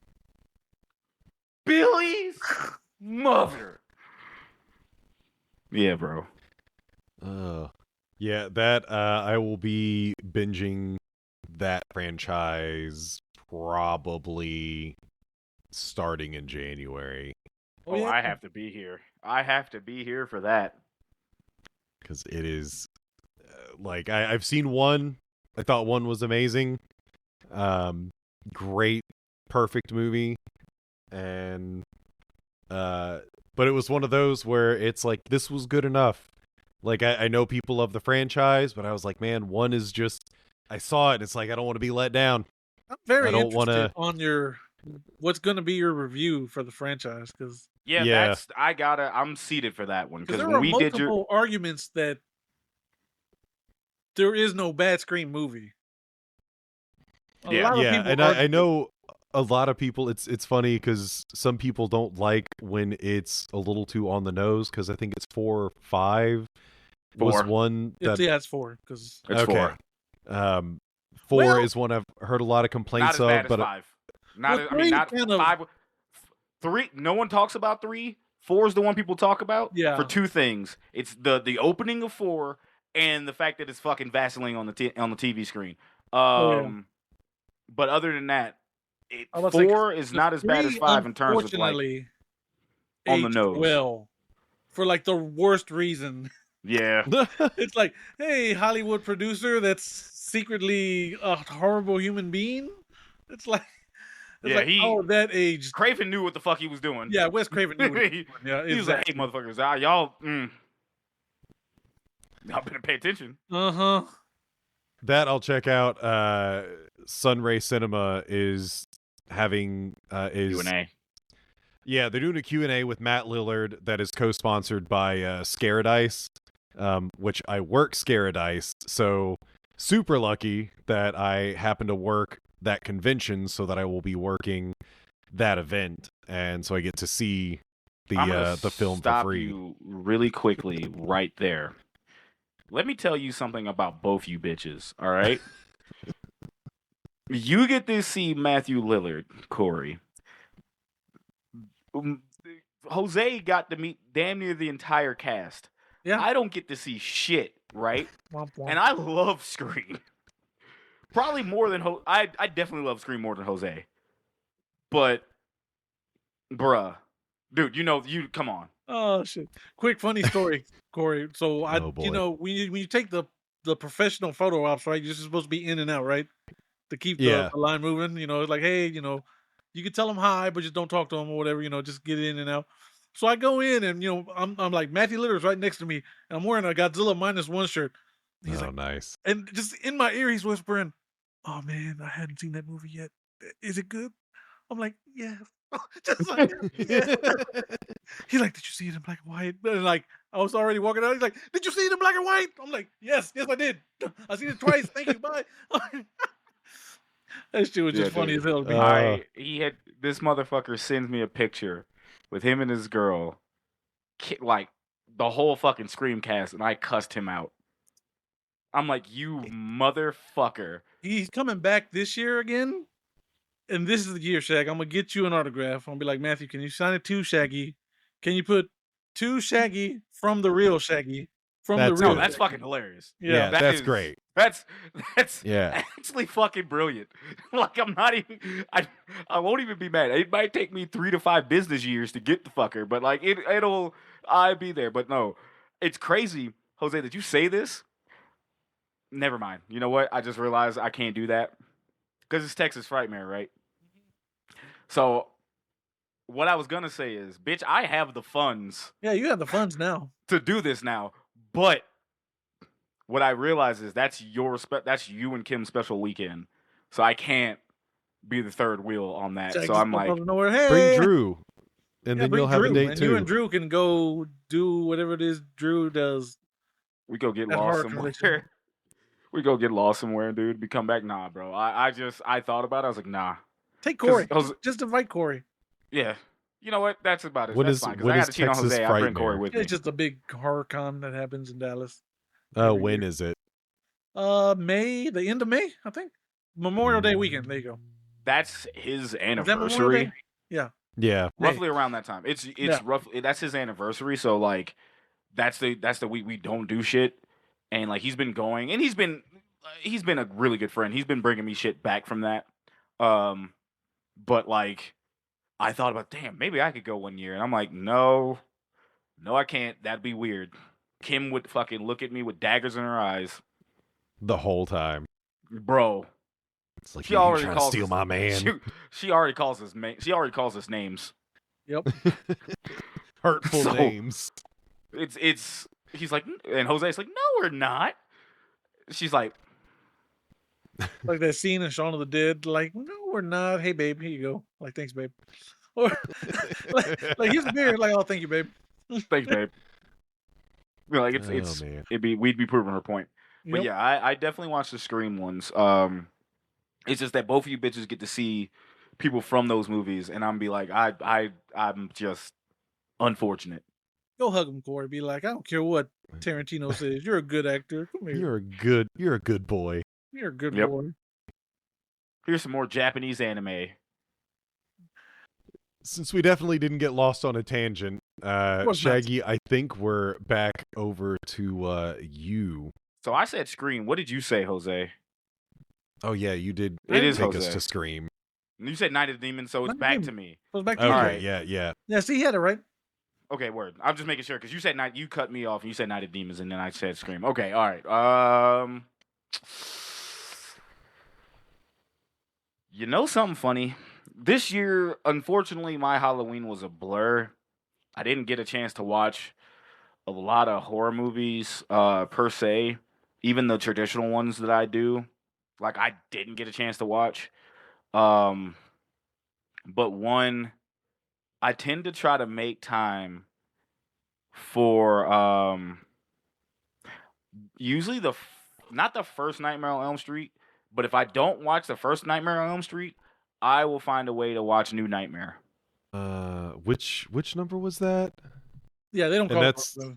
The That's the meta one. Meta one. Mm-hmm. Yeah. I like that. That's the one Yeah, that's that a one was movie like- in the movie.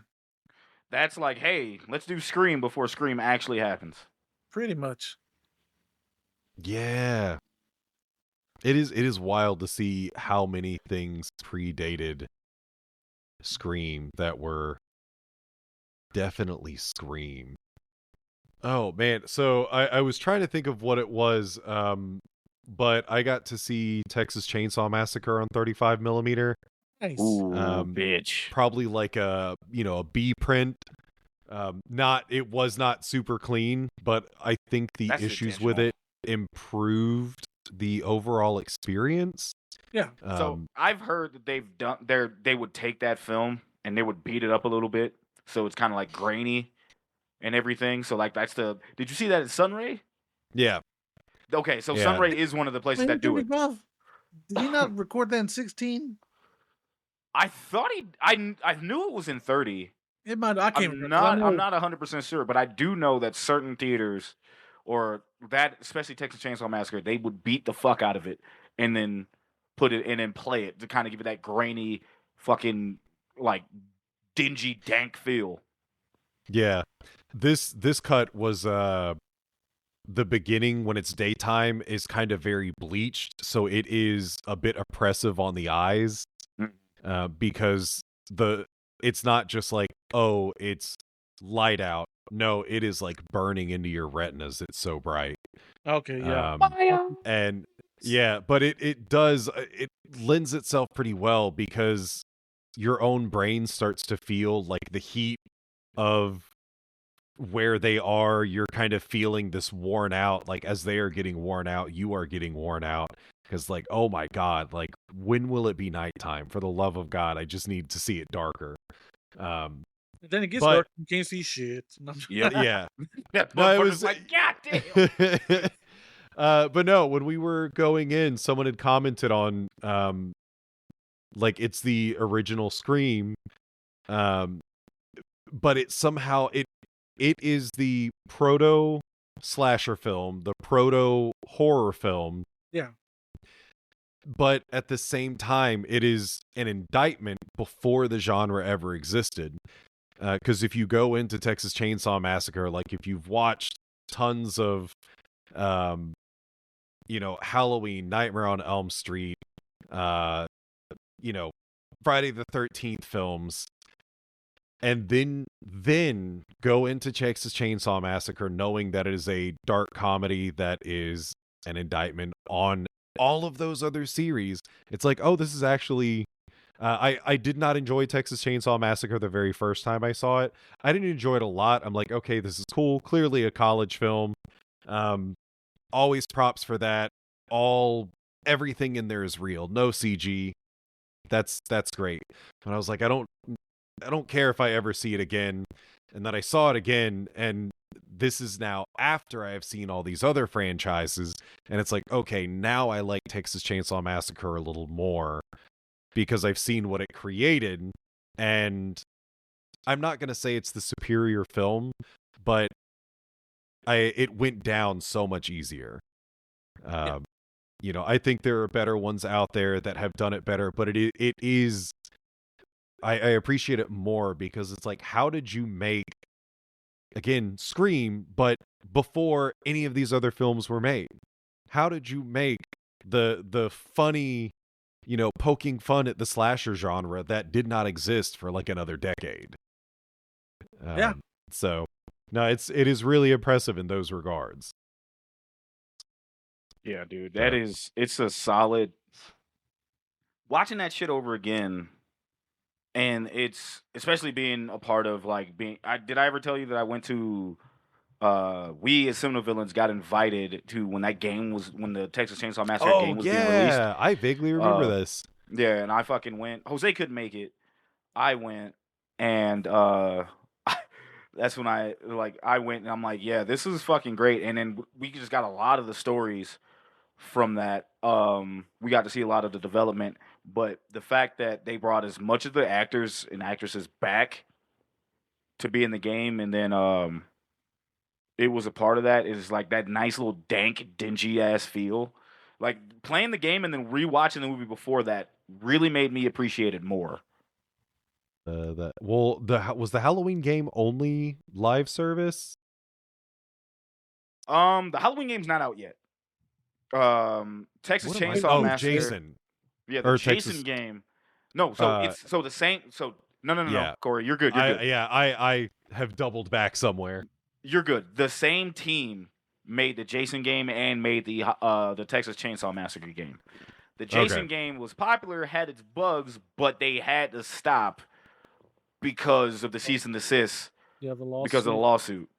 So I still believe Friday the 13th would probably still be going on if that lawsuit wasn't fucking in place. Yeah. But then they made the Texas Chainsaw Massacre game, but now they're coming back with the Halloween game.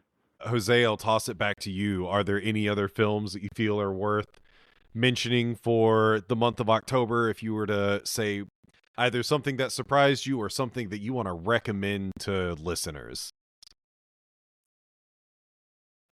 It was probably Night of the Demons. I should have been like, this is the one I recommend, guys. Trust me, it's a haunted house movie on Halloween. You'll love it.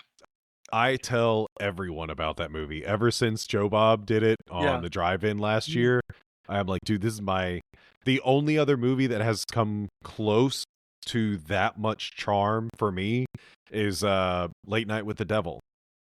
Yeah. Where I'm just like sitting there smiling, like, wow, this is so much fun. Like, I'm really creeped out right now. This is funny, really great. Yeah, it's funny you mentioned that because that's like because that movie came out last year, I think.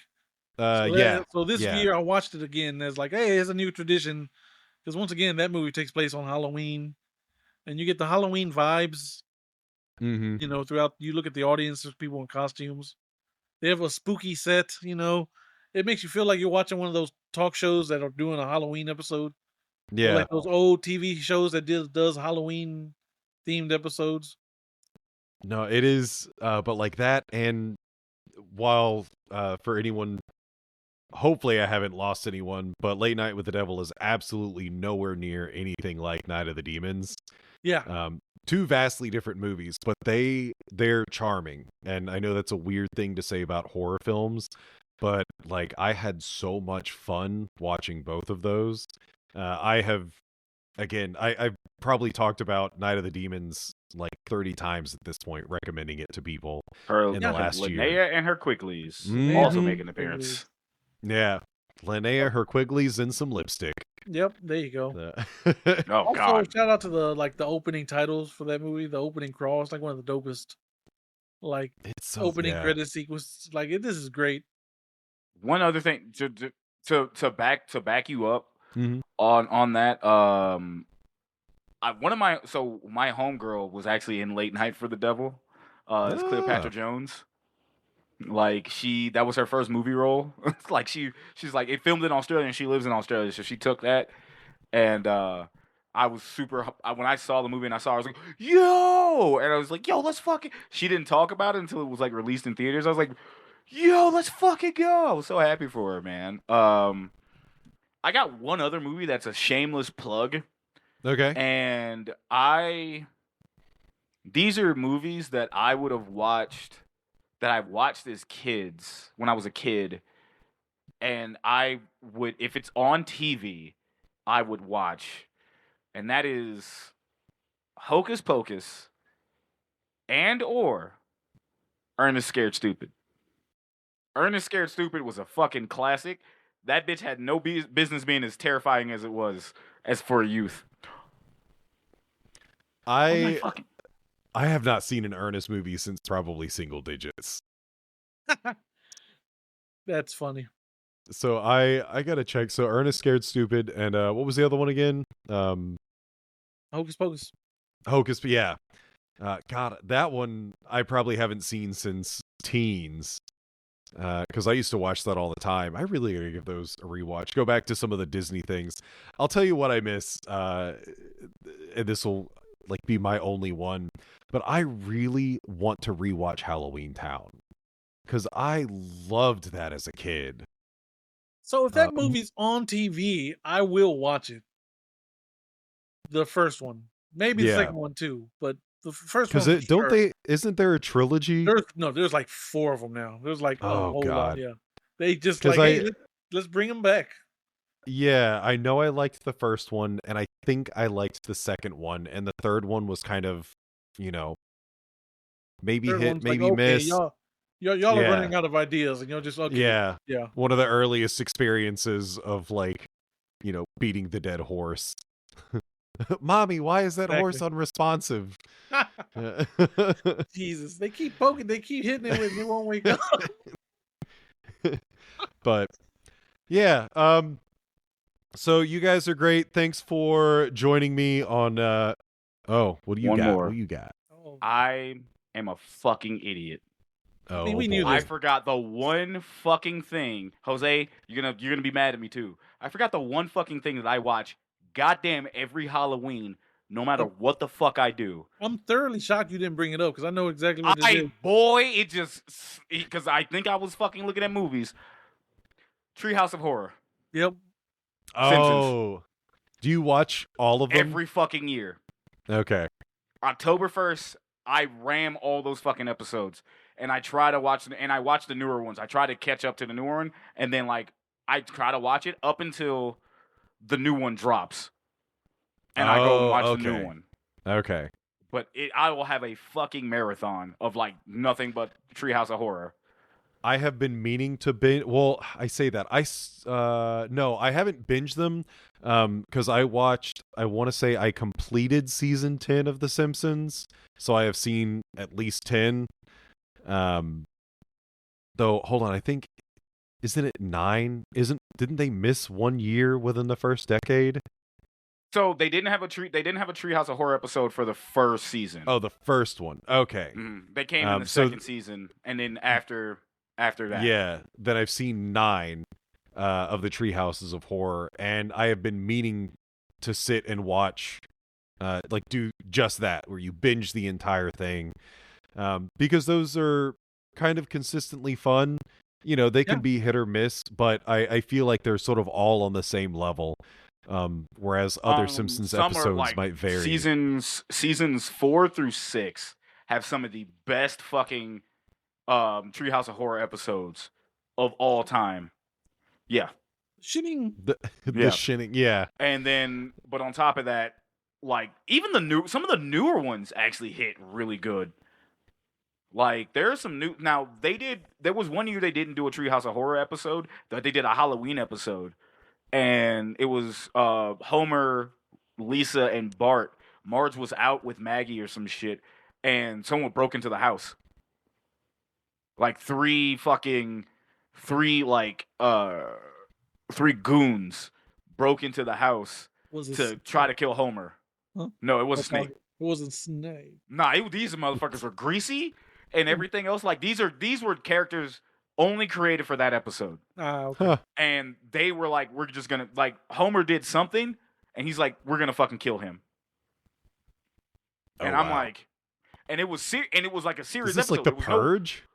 Kind of, in a sense, because they were like, they were like, oh, we're gonna fuck him up, and they was in the house, and they were like The Purge and Hush. If you've ever seen like Hush, where they just people just break, or just strangers. Yeah, okay. Probably yeah, okay. Better reference because it was 3 of them. That maybe next year I'll finally get around to it. It's worth it, man. Yeah. Now it's just really easy to be.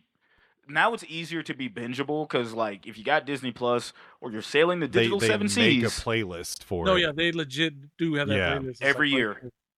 And and I will say this, as a person who's had Disney Plus since it started, they have made those playlists like easier to get to and just let them play. And they also had it set up to where they just had a straight channel of all the Treehouse of Horrors just playing.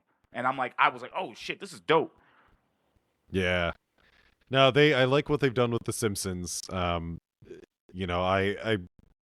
think at this point everyone knows I'm not like a massive fan of it, but since Disney owns it, I'm glad that they are putting respect on that title instead of burying it beneath all the Marvel slop that's out there. I feel like it's easier to get to The Simpsons than it is like Star Wars or Marvel. Yeah. Yeah. They know but- what they got. Yeah. So, again, appreciate you being on here. I am looking forward to next year. Hopefully it'll be a little more cohesive, and maybe start chatting about it in September instead of waiting till like mid-October or whatever it was this year. Mid-October. Yeah. I got a pumpkin that's clearly not rotted. So if one of you wants to tell listeners everything, I'm going to have links in the show notes, but for audio purposes, if one of you wants to tell listeners where they can find your illustrious work, where would that be? Jose? No, fuck you. You can find us at I the Cinema knew it. Villains Podcast, wherever you put your ears on a podcast. We're everywhere. We are on YouTube. Please subscribe, and you can see our beautiful faces as we record new episodes. And that's it. And, of course, all the usual social media. Just search up Cinema Villains Podcast. We're there. We're there. All right. Well, thanks again. And we'll see you in 2026. I'm certain of it. That's right. Mhm. I'm sure I'll see you before the horror episode, but specifically relevant. Looking forward to 2026. So thank you, and y'all have a great fucking night. Yep. Bye. Later. Okay, and last but not least, I am joined by a fresh podcast, Read It and Reap, with hosts Jordan and Philly. They started their podcast earlier this year, so you haven't heard them on here before. Would recommend going and check them out. But they are a horror podcast, which compares horror books to similarly themed horror films. So I figured who better to ask to invite than them. So one, how y'all doing? You doing all right? Did you enjoy this? We know, as has been stated a billion times in this episode up to this point, it is only early November right now. So how are you? This is definitely not the end of December. I'm doing great. Excited for Thanksgiving. Yeah, really excited to eat some turkey. How are you this fine November, Corey? Oh, it's great. You know, it's Florida, so it's nice and warm. You know, it hasn't cooled off yet. We haven't reached that December chill. Yeah, not at all. So y'all created a list of a couple of different things that you watched or read or whatever it was. So I will start off with Philly. What's your list? Number one. What's your thing that you consumed this year? Ooh, so the thing I've consumed this year, typically like my tradition for the Halloween, really is like the Scream series is like number one for me that I always watch. And then I always try to watch like a new horror classic because a lot of old classics I never really watched. So this year I watched the I Know What You Did Last Summer series, like all of them, including from the start and to the newest one that actually released in 2025. So that was the big one that I actually got to watch this year. Are they at 3 or 4? I would say they're at 3. I think is it 3? Because isn't I Know What You Did, I Still was Know a What You second Did, and then this one. Yeah. Yeah. Is that 3? I thought it was 4 for some reason. Oh, no, that's 3. And then they had the TV show. I also watched the TV show. That's why I'm thinking 4. Oh. Yeah. Man, Yeah. you went through all of it. I So, did. like, the whole franchise? Yeah. Yeah. Yeah. Very cool. So what did you think of that overall? Did you meet expectations laid out by horror aficionados before you? I definitely think the one that came out this year was not great. Yeah. Yeah, like they tried to do too much fan service that just didn't really work. The series was actually pretty good. I think that was last year that came out, and that was actually enjoyable to watch. And I don't know, nothing really compares to the first one. I even don't think that they had to make any more of those movies, to be honest. But yeah, you know, I always love to watch Jennifer Love Hewitt, so. I feel like the not having to make a sequel is a very common horror. Yeah. I think very specifically in horror genres, I hear that the most. It's like, yeah, you could have stopped at, 1 or 2. But by 5, everything goes downhill. Yeah, exactly. And then you also mentioned the Scream franchise. So did you watch all 6 films?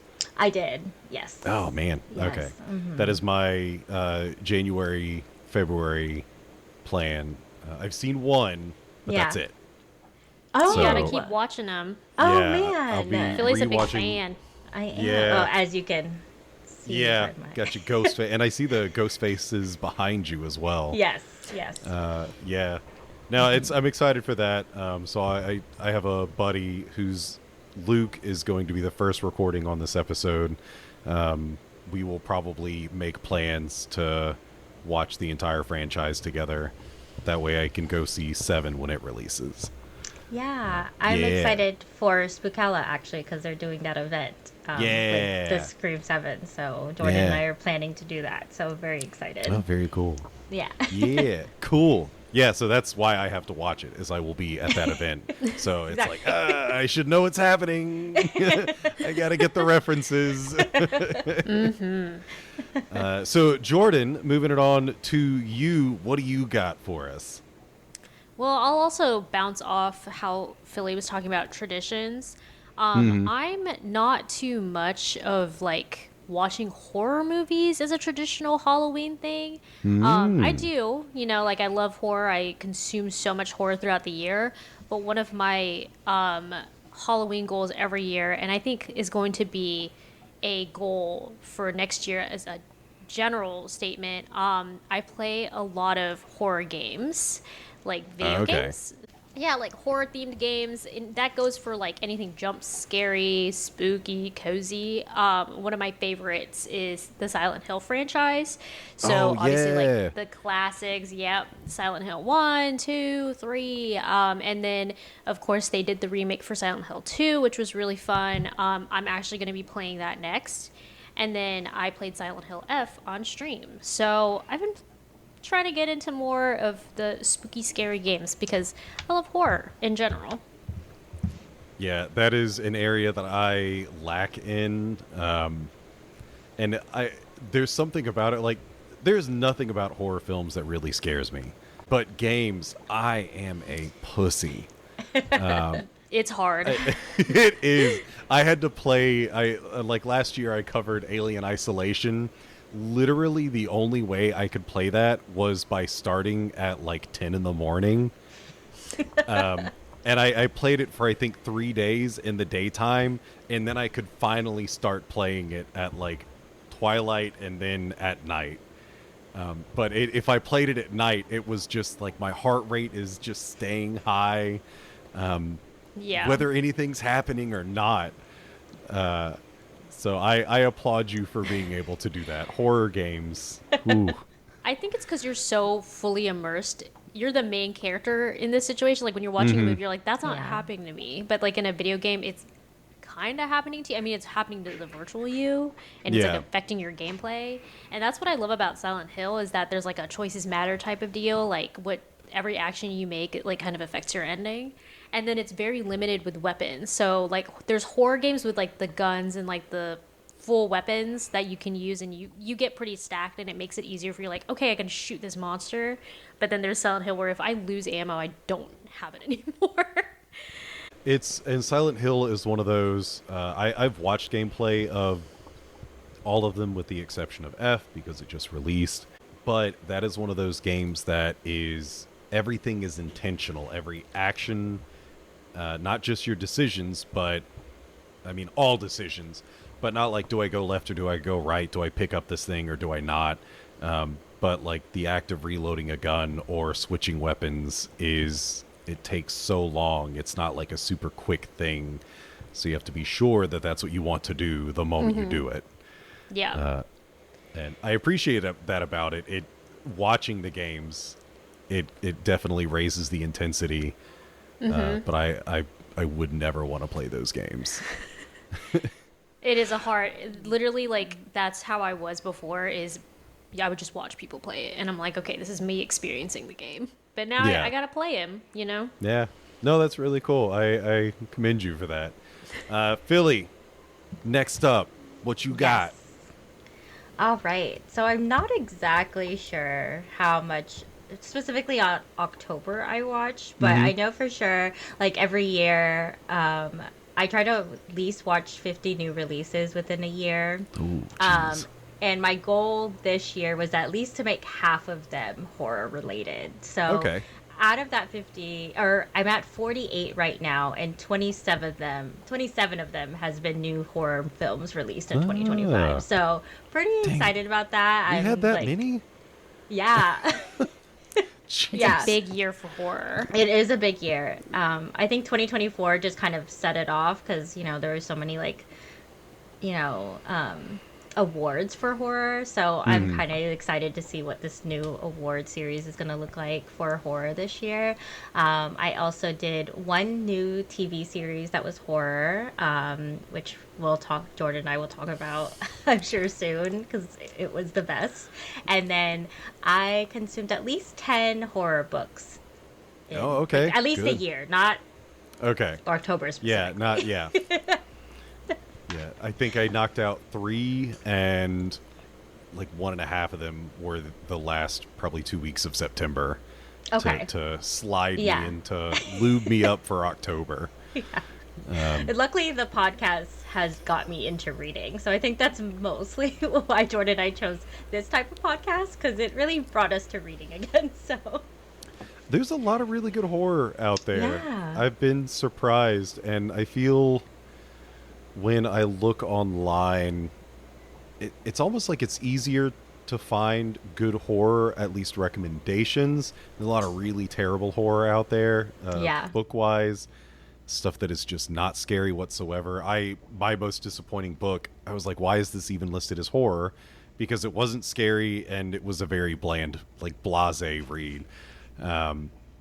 But there's really good horror out there that I've gotten into the last couple of years, so it's really cool that you're doing that as well. there is a lot, and so much variety of like different things that is not going to be able to go into film. So I'm excited to go down that road. Yeah, don't Some worry, things they'll shouldn't try. even be on film. Yeah. To be honest. Like, there's things I read and I'm like, that's actually insane. Put this person on a list. Yeah, I've had a couple of those. One of the ones that I read this year, it wasn't a bad read. It just, didn't stand out, but it would make a great found footage. So if they did actually adapt it to film, because it's a story about a guy making a movie. So it bounces back and forth from him now to him at the time this film was being created, like 15, 20, 30 years ago, however long. And that would be, I think that would be a very fun adaptation. But did you have any specific title in mind that you wanted to mention along with that? I guess like just oh, you mean book wise or like just in general? Because you mentioned what your plan was this year. Year overall was to watch at least 25 horror films, and you got 27 and 10 books down. So is there anything in there that you would recommend? I definitely would recommend, if you haven't, I don't know if you haven't seen Sinners yet, but I definitely recommend Sinners. Oh, yeah. That's my favorite movie of the year, hands down, and has slowly been making the ranks of probably a top 5 horror for me ever. So definitely recommend that. It was a hell of a good movie. So good. Yeah, I feel so. Anyone, if you haven't seen Sinners, anyone listening, why? Like, Exactly. What are you doing with your life? yeah, at this You need to point, start everyone watching knows. it. Yeah, just pause this, go watch it. No, yeah, that is a phenomenal watch. So, Jordan, we'll toss it back over to you. What you got next for us? I feel like I didn't do anything this year, but I'm like really low on like the numbers here, but I got about like 15 horror movies, I think, and I think I'm counting it wrong. About 8 horror books, and I'm not trying to count thrillers. Like, you know how like when you read a book, there's like thriller and then horror, and then sometimes they combine. I want to be like true to the horror side. So I think realistically 8 horror books, and then like Philly said, TV show. I think I've only seen the one horror TV show, and it's like one of the best things in the world that we're going to talk about, and we'll probably talk about it for the rest of our section here. Well, I mean, if you want to get into it right now, feel free to go ahead. What is this? What is this show that y'all seem excited about? We have ranked a lot of just like our top horror consumptions in general, like media consumptions. Obviously, like we talked about Scream, me talking about Silent Hill, but we have really been into the Stephen King universe lately.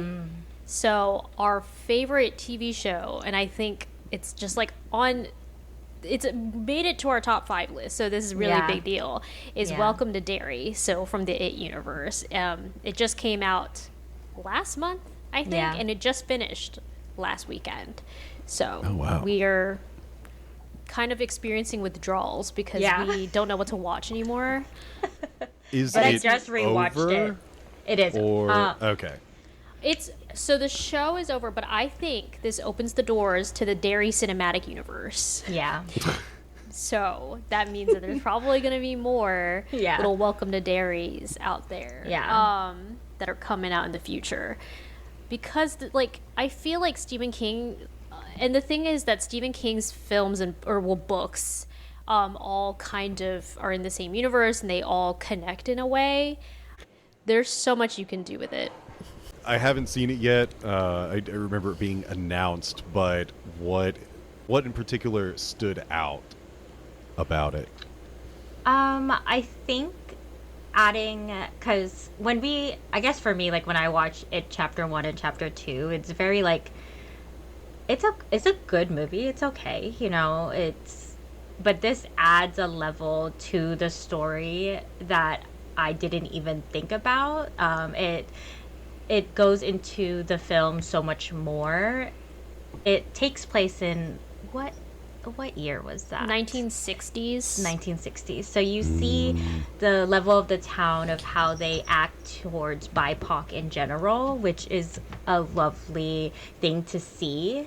And then adding this entity to it and understanding fear doesn't just come from just this entity, but also the people surrounding BIPOC. It was just a beautiful thing to watch, and they really nailed it. They really, really did. I think it's also that it's so unique. Yeah. There isn't a book about it. Like there is it, of course, like that book written by Stephen King, but this kind of goes more into the lore of Pennywise and like who Pennywise is, how he became who he is, and just a lot of like the background of the Stephen King universe and kind of going into what The Shining is, which is a connection in a way.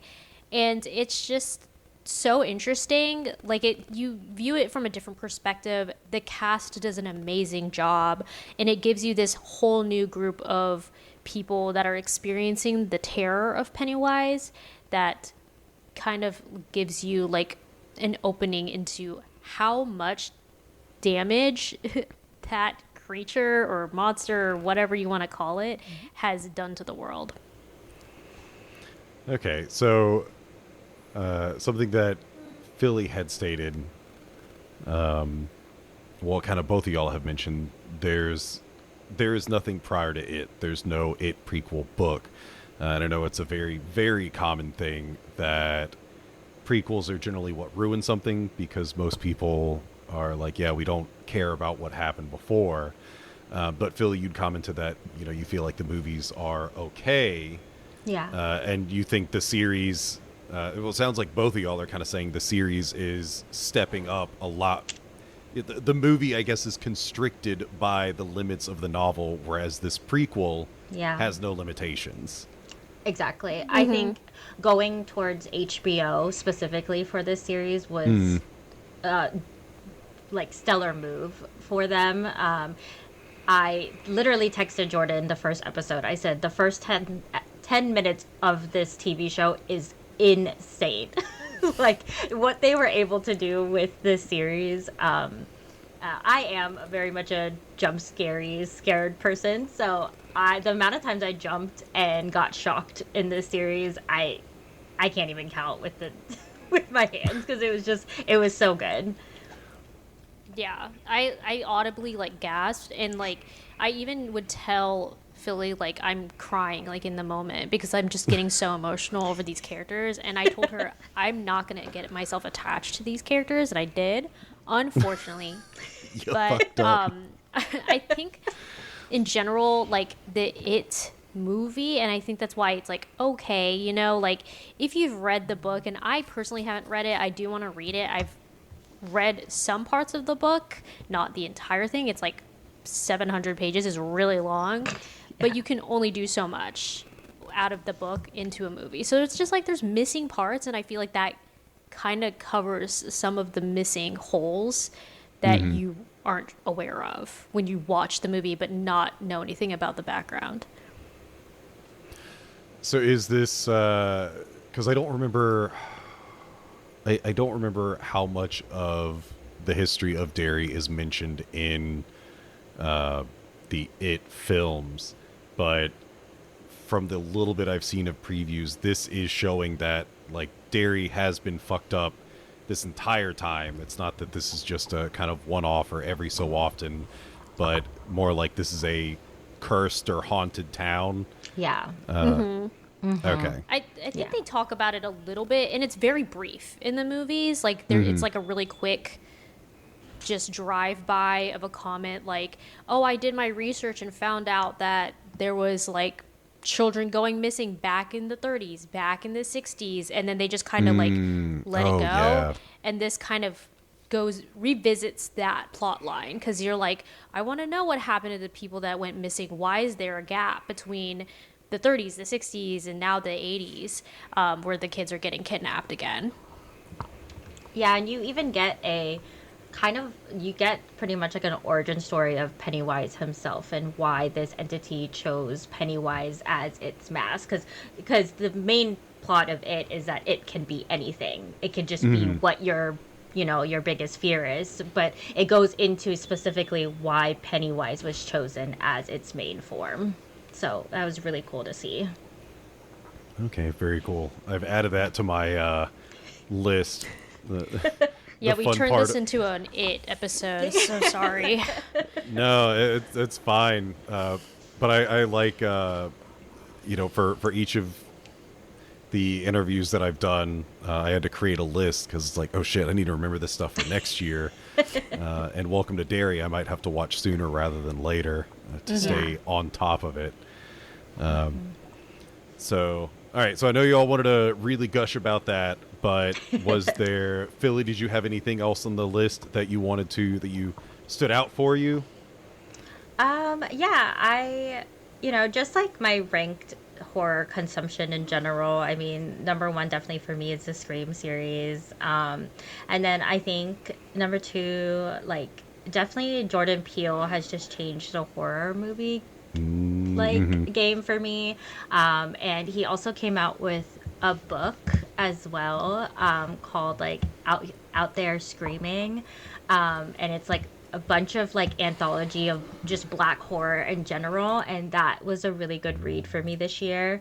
I absolutely loved it, and his movies are just what they do for Black horror. I love it so much. What started me in this whole horror journey was the Saw series. So as much as I hate saying that sometimes, it just like, it has to be on my list all the time. And then I'm very excited because in the next, I don't know if it's next year, in the next upcoming years, but American Horror Story is coming out with their new season that's going to bring back the OG cast, because that is definitely in my top 5 of series in general. 1 through 6, definitely just like jaw to the floor, just like Welcome to Derry did for me.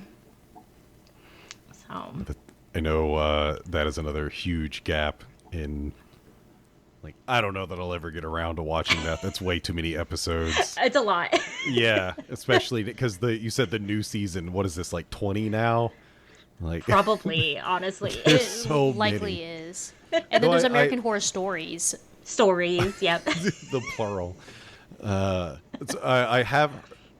feel like I've heard, so correct me if I'm wrong, that because each season is a theme, right? Yeah. There's okay. So could you just pick a theme if you're like, oh, this one is clowns, oh, this one is vampires, oh, this one is, Frankenstein or whatever? Could you just kind of pick that season and watch that and be fine? Yeah, definitely. For sure. Okay. Yeah, like I started with season 3, which was The Coven, which is like the witchcraft. Oh, and okay. then I was able to go backwards and it all made sense. So Okay. Yeah, it's an anthology series, which is really good. So it's like very, and I guess it's in the same universe too, but there's not like hints necessarily. Like, there's nothing that you're gonna miss if you didn't watch season 1 or season 2. Okay. That's good. So I might watch something of it. I'll have to see what the seasons are. Jordan, did you have any other positive stuff on your list? Anything else you wanted to mention? What you got? Obviously, Welcome to Derry. But I think, and I had just started watching a lot of like not classic, but horror that's been very popular in the past like few years. So they've made it to my top 5 list. But like I mentioned, Welcome to Derry, Silent Hill's on my top 5. The Carrie classic 70s Carrie, let me be clear, is one of my favorites. Number 1, as always. Another Stephen King edition. But the next 2 that I've made it on my list is Doctor Sleep and Haunting of Hill House, which is kind of shocking that Haunting of Hill House made it, because I tried to watch Haunting of Hill House about 5 years ago, or maybe even longer ago than that, and I didn't like it. And then I rewatched it this year, and I fell in love with it immediately. Nice. Yeah, it's interesting to hear Doctor Sleep on there. I am not a big fan of Doctor Sleep. I don't like the movie. I don't like the book. I'm signing off. And that's Jordan out. No, I just when the movie came out, it feels weird because it doesn't feel anything like The Shining, and I was like, okay, I can just attribute that to the movie. Maybe there's a weird adaptation or something. And then I listened to the audiobook last year, and I was like, nope, it's the same thing. It's like they've got these weird they have like shonen powers.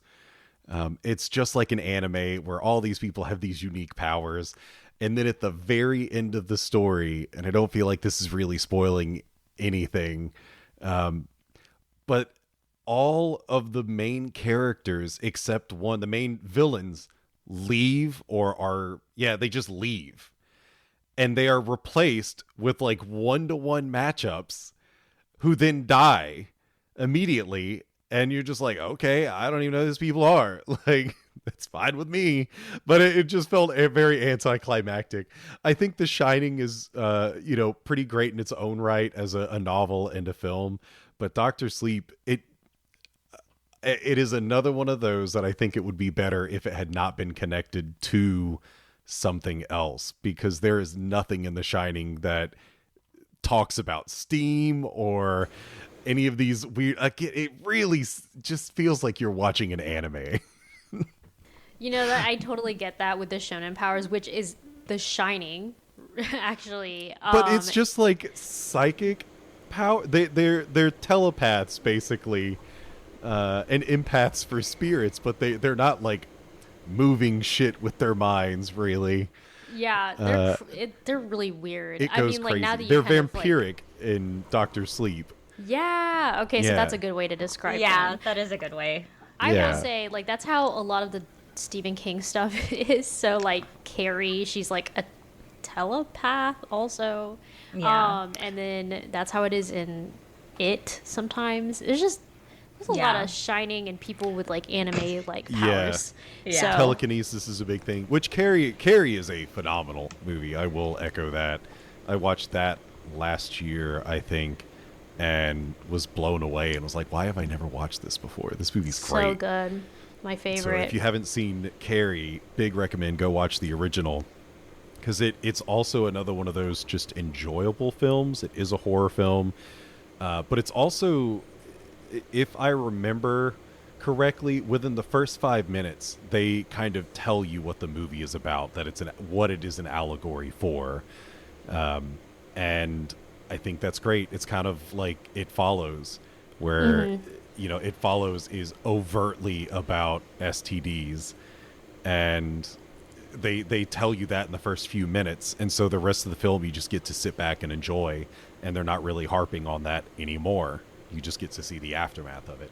Carrie was very much like that, but very charming movie. And I believe they're doing a series of Carrie as well. Am I right about that? Yes, they are coming out with a series. I don't know anything else about it besides that it is going to be a series. Yeah. So I'm excited. I think it's also HBO, which is exciting. It should be. Imagine if it was it's Mike CW. Flanagan. Okay. It should be good. Yeah. Yeah. Yeah, he's pretty much knocked everything. Yeah, Haunting of Hill House. I haven't seen Bly Manor. I heard nothing but good about Fall of House of Usher. Bly Manor, you didn't like? That. No. Bly Manor was a disappointment. Yeah, Midnight Mass was, of his stuff, that has been my favorite. Oh, okay. I like Midnight Mass. I like Midnight Mass. Yeah. It's very triggering Christianity-wise for me, but it's good.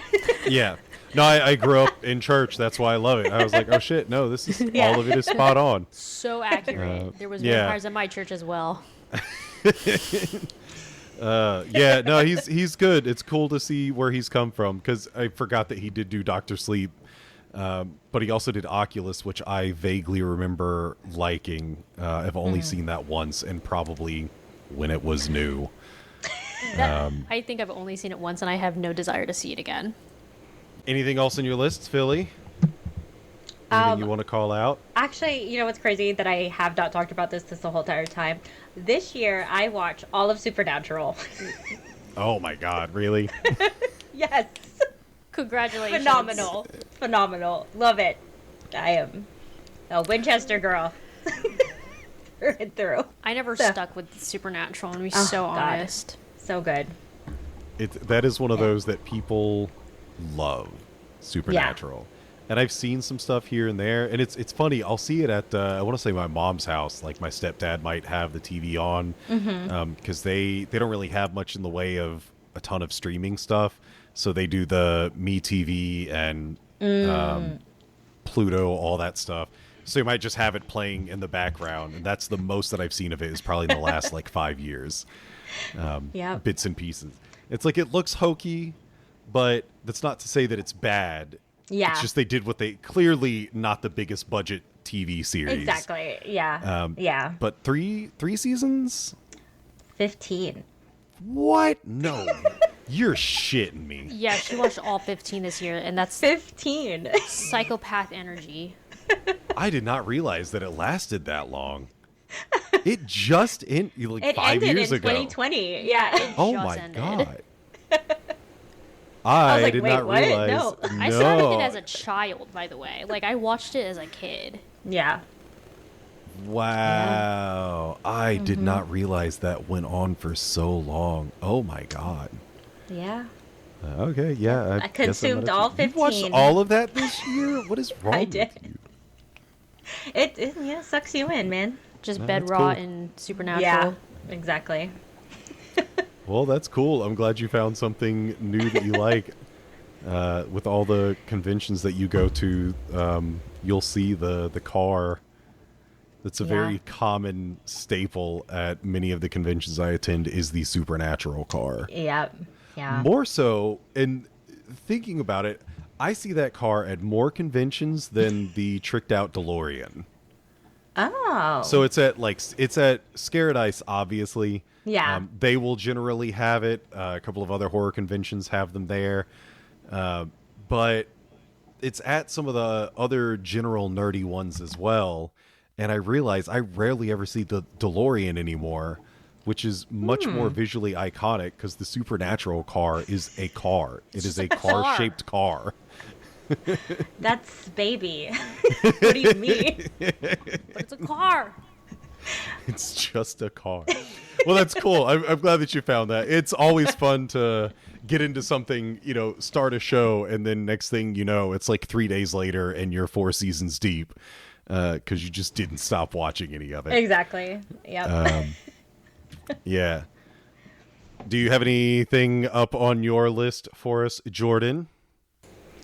I have nothing else on my list. Nothing I did not else? watch Supernatural, No. unfortunately. You But can check that off Jordan's did not watch list.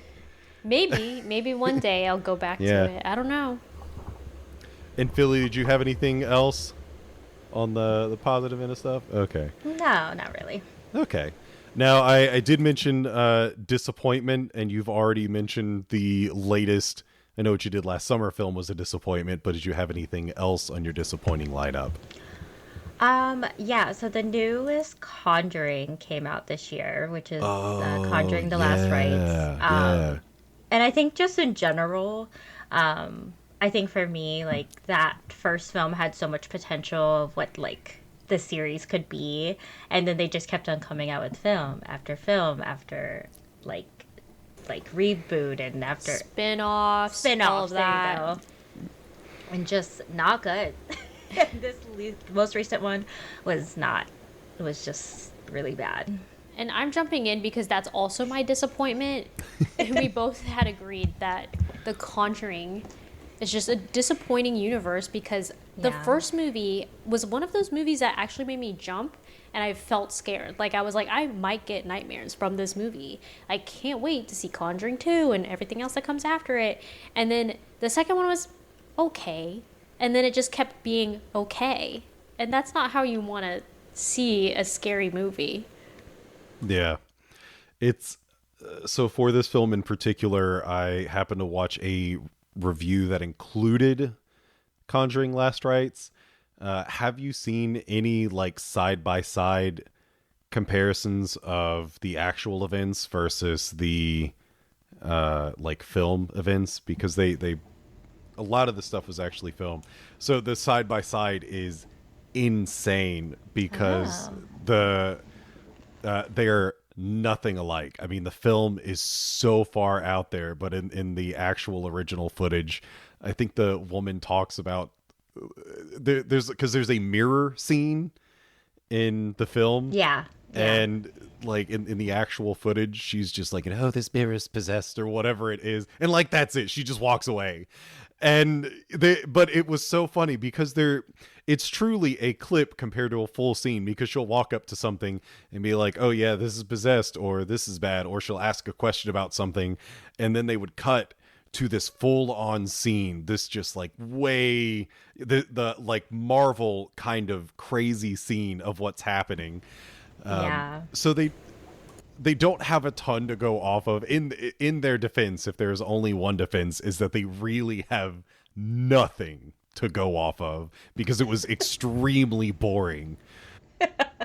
What's also kind of sad is like a lot of stuff has come out about who Ed and Lorraine Warren were in general, and they weren't very good people.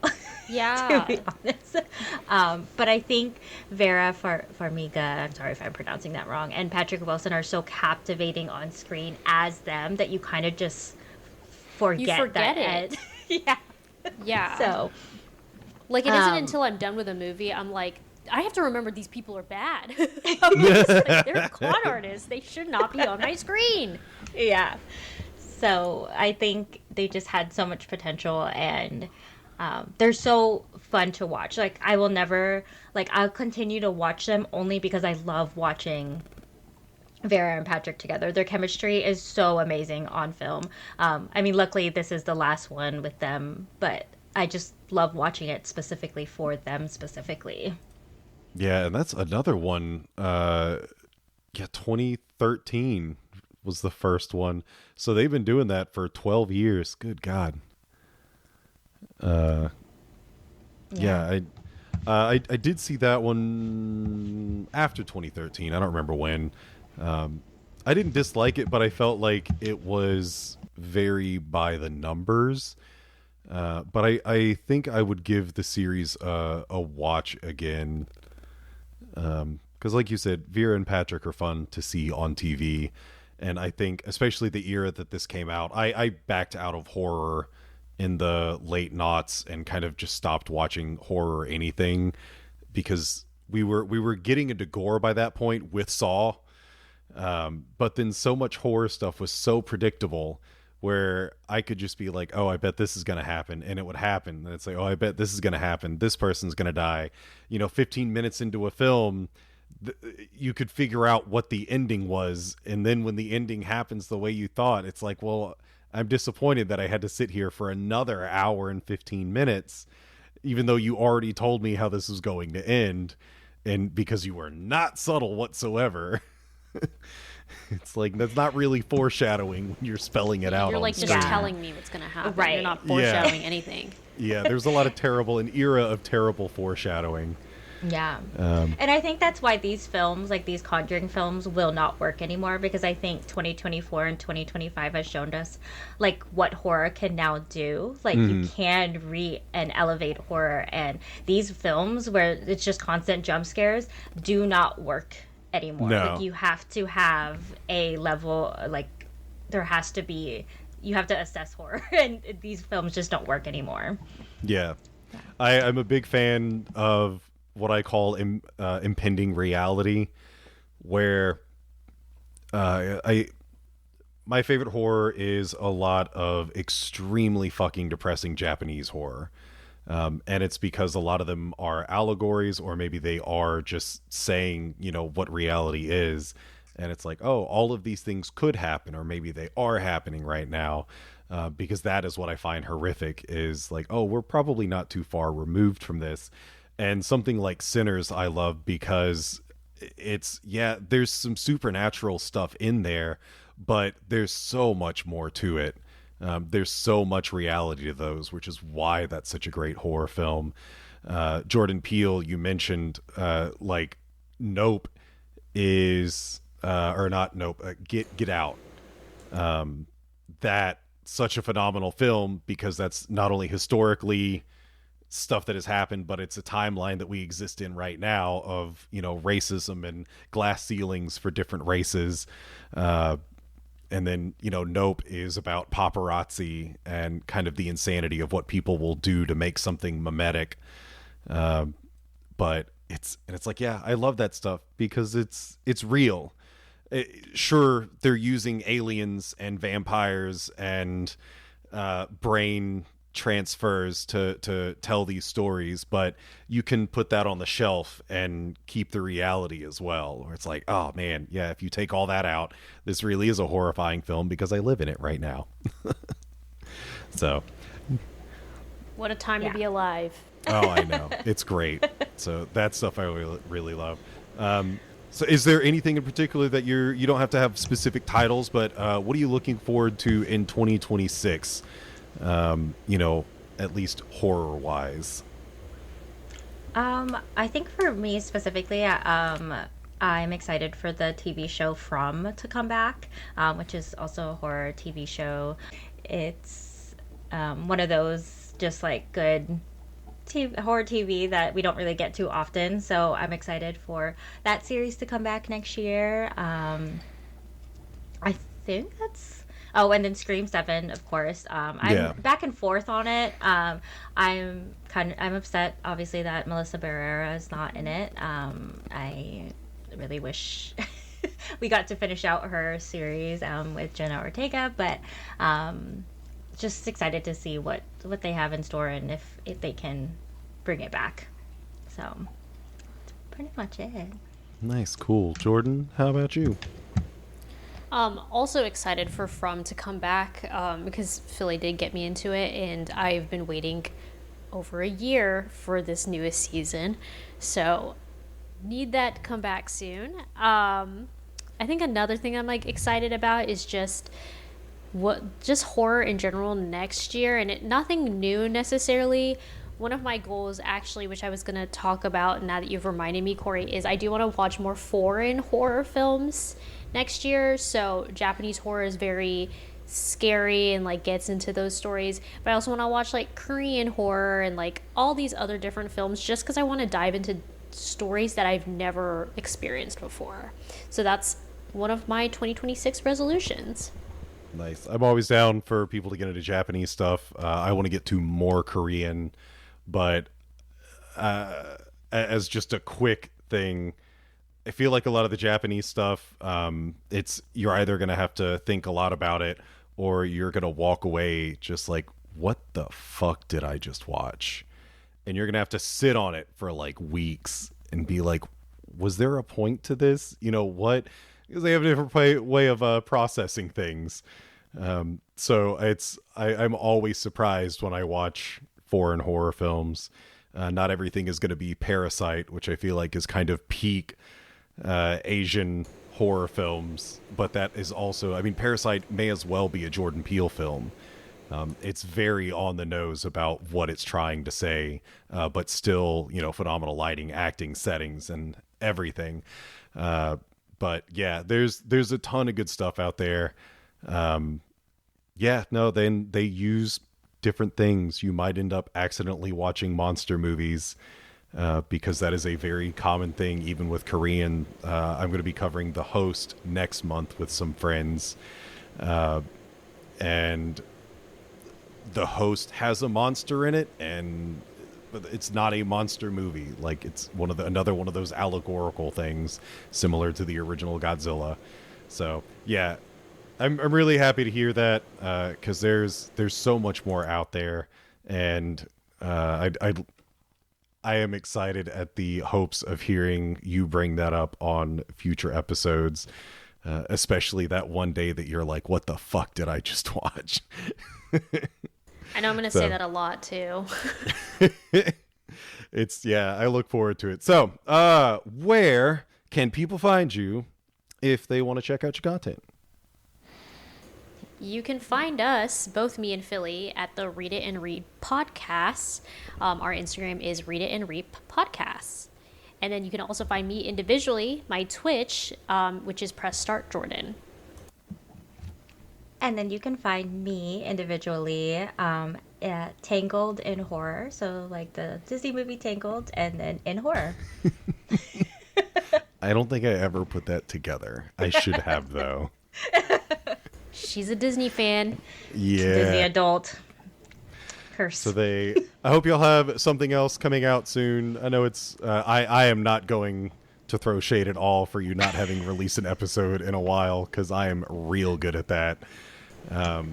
But I look forward to more content. Again, they read horror films, and they will connect them to or they read horror books and connect them to horror films. And I always do like a 1-to-1. So if I'm reading it, I'm going to cover it. But I think it's very fun that you have like, oh, this book reminds me of this film. Because most likely, if I've heard of either of them, it's going to be the movie. So it's like, okay, well, what is this book now that, what are you talking about? I'm very interested, because it's like, okay, let me see it. What are we doing here? Am I going to enjoy this? Maybe I got to add another book to my list. So I love the way that y'all assemble that, because it's very fun. So yeah. And you're a fresh podcast, so that's always fun to rep. But please go check out Read and Read Podcast anywhere you listen to podcasts. Check out their socials, their streams, their independent stuff. All that'll be linked in the show notes. But Jordan, Philly, thank you so much. I had a lot of fun. Thank you. I did too. Yes, thanks for having us. Yeah, and I look forward to hopefully having you all back on in less than a year. Yeah, we'll be back next year. Yeah, for sure. Next year. It'll be slightly more organized next time, but I really appreciate it. Have a good Thanksgiving. Yeah, great Thanksgiving, y'all. But, all right, we are out. Thank you for listening, and we'll see you in 2026.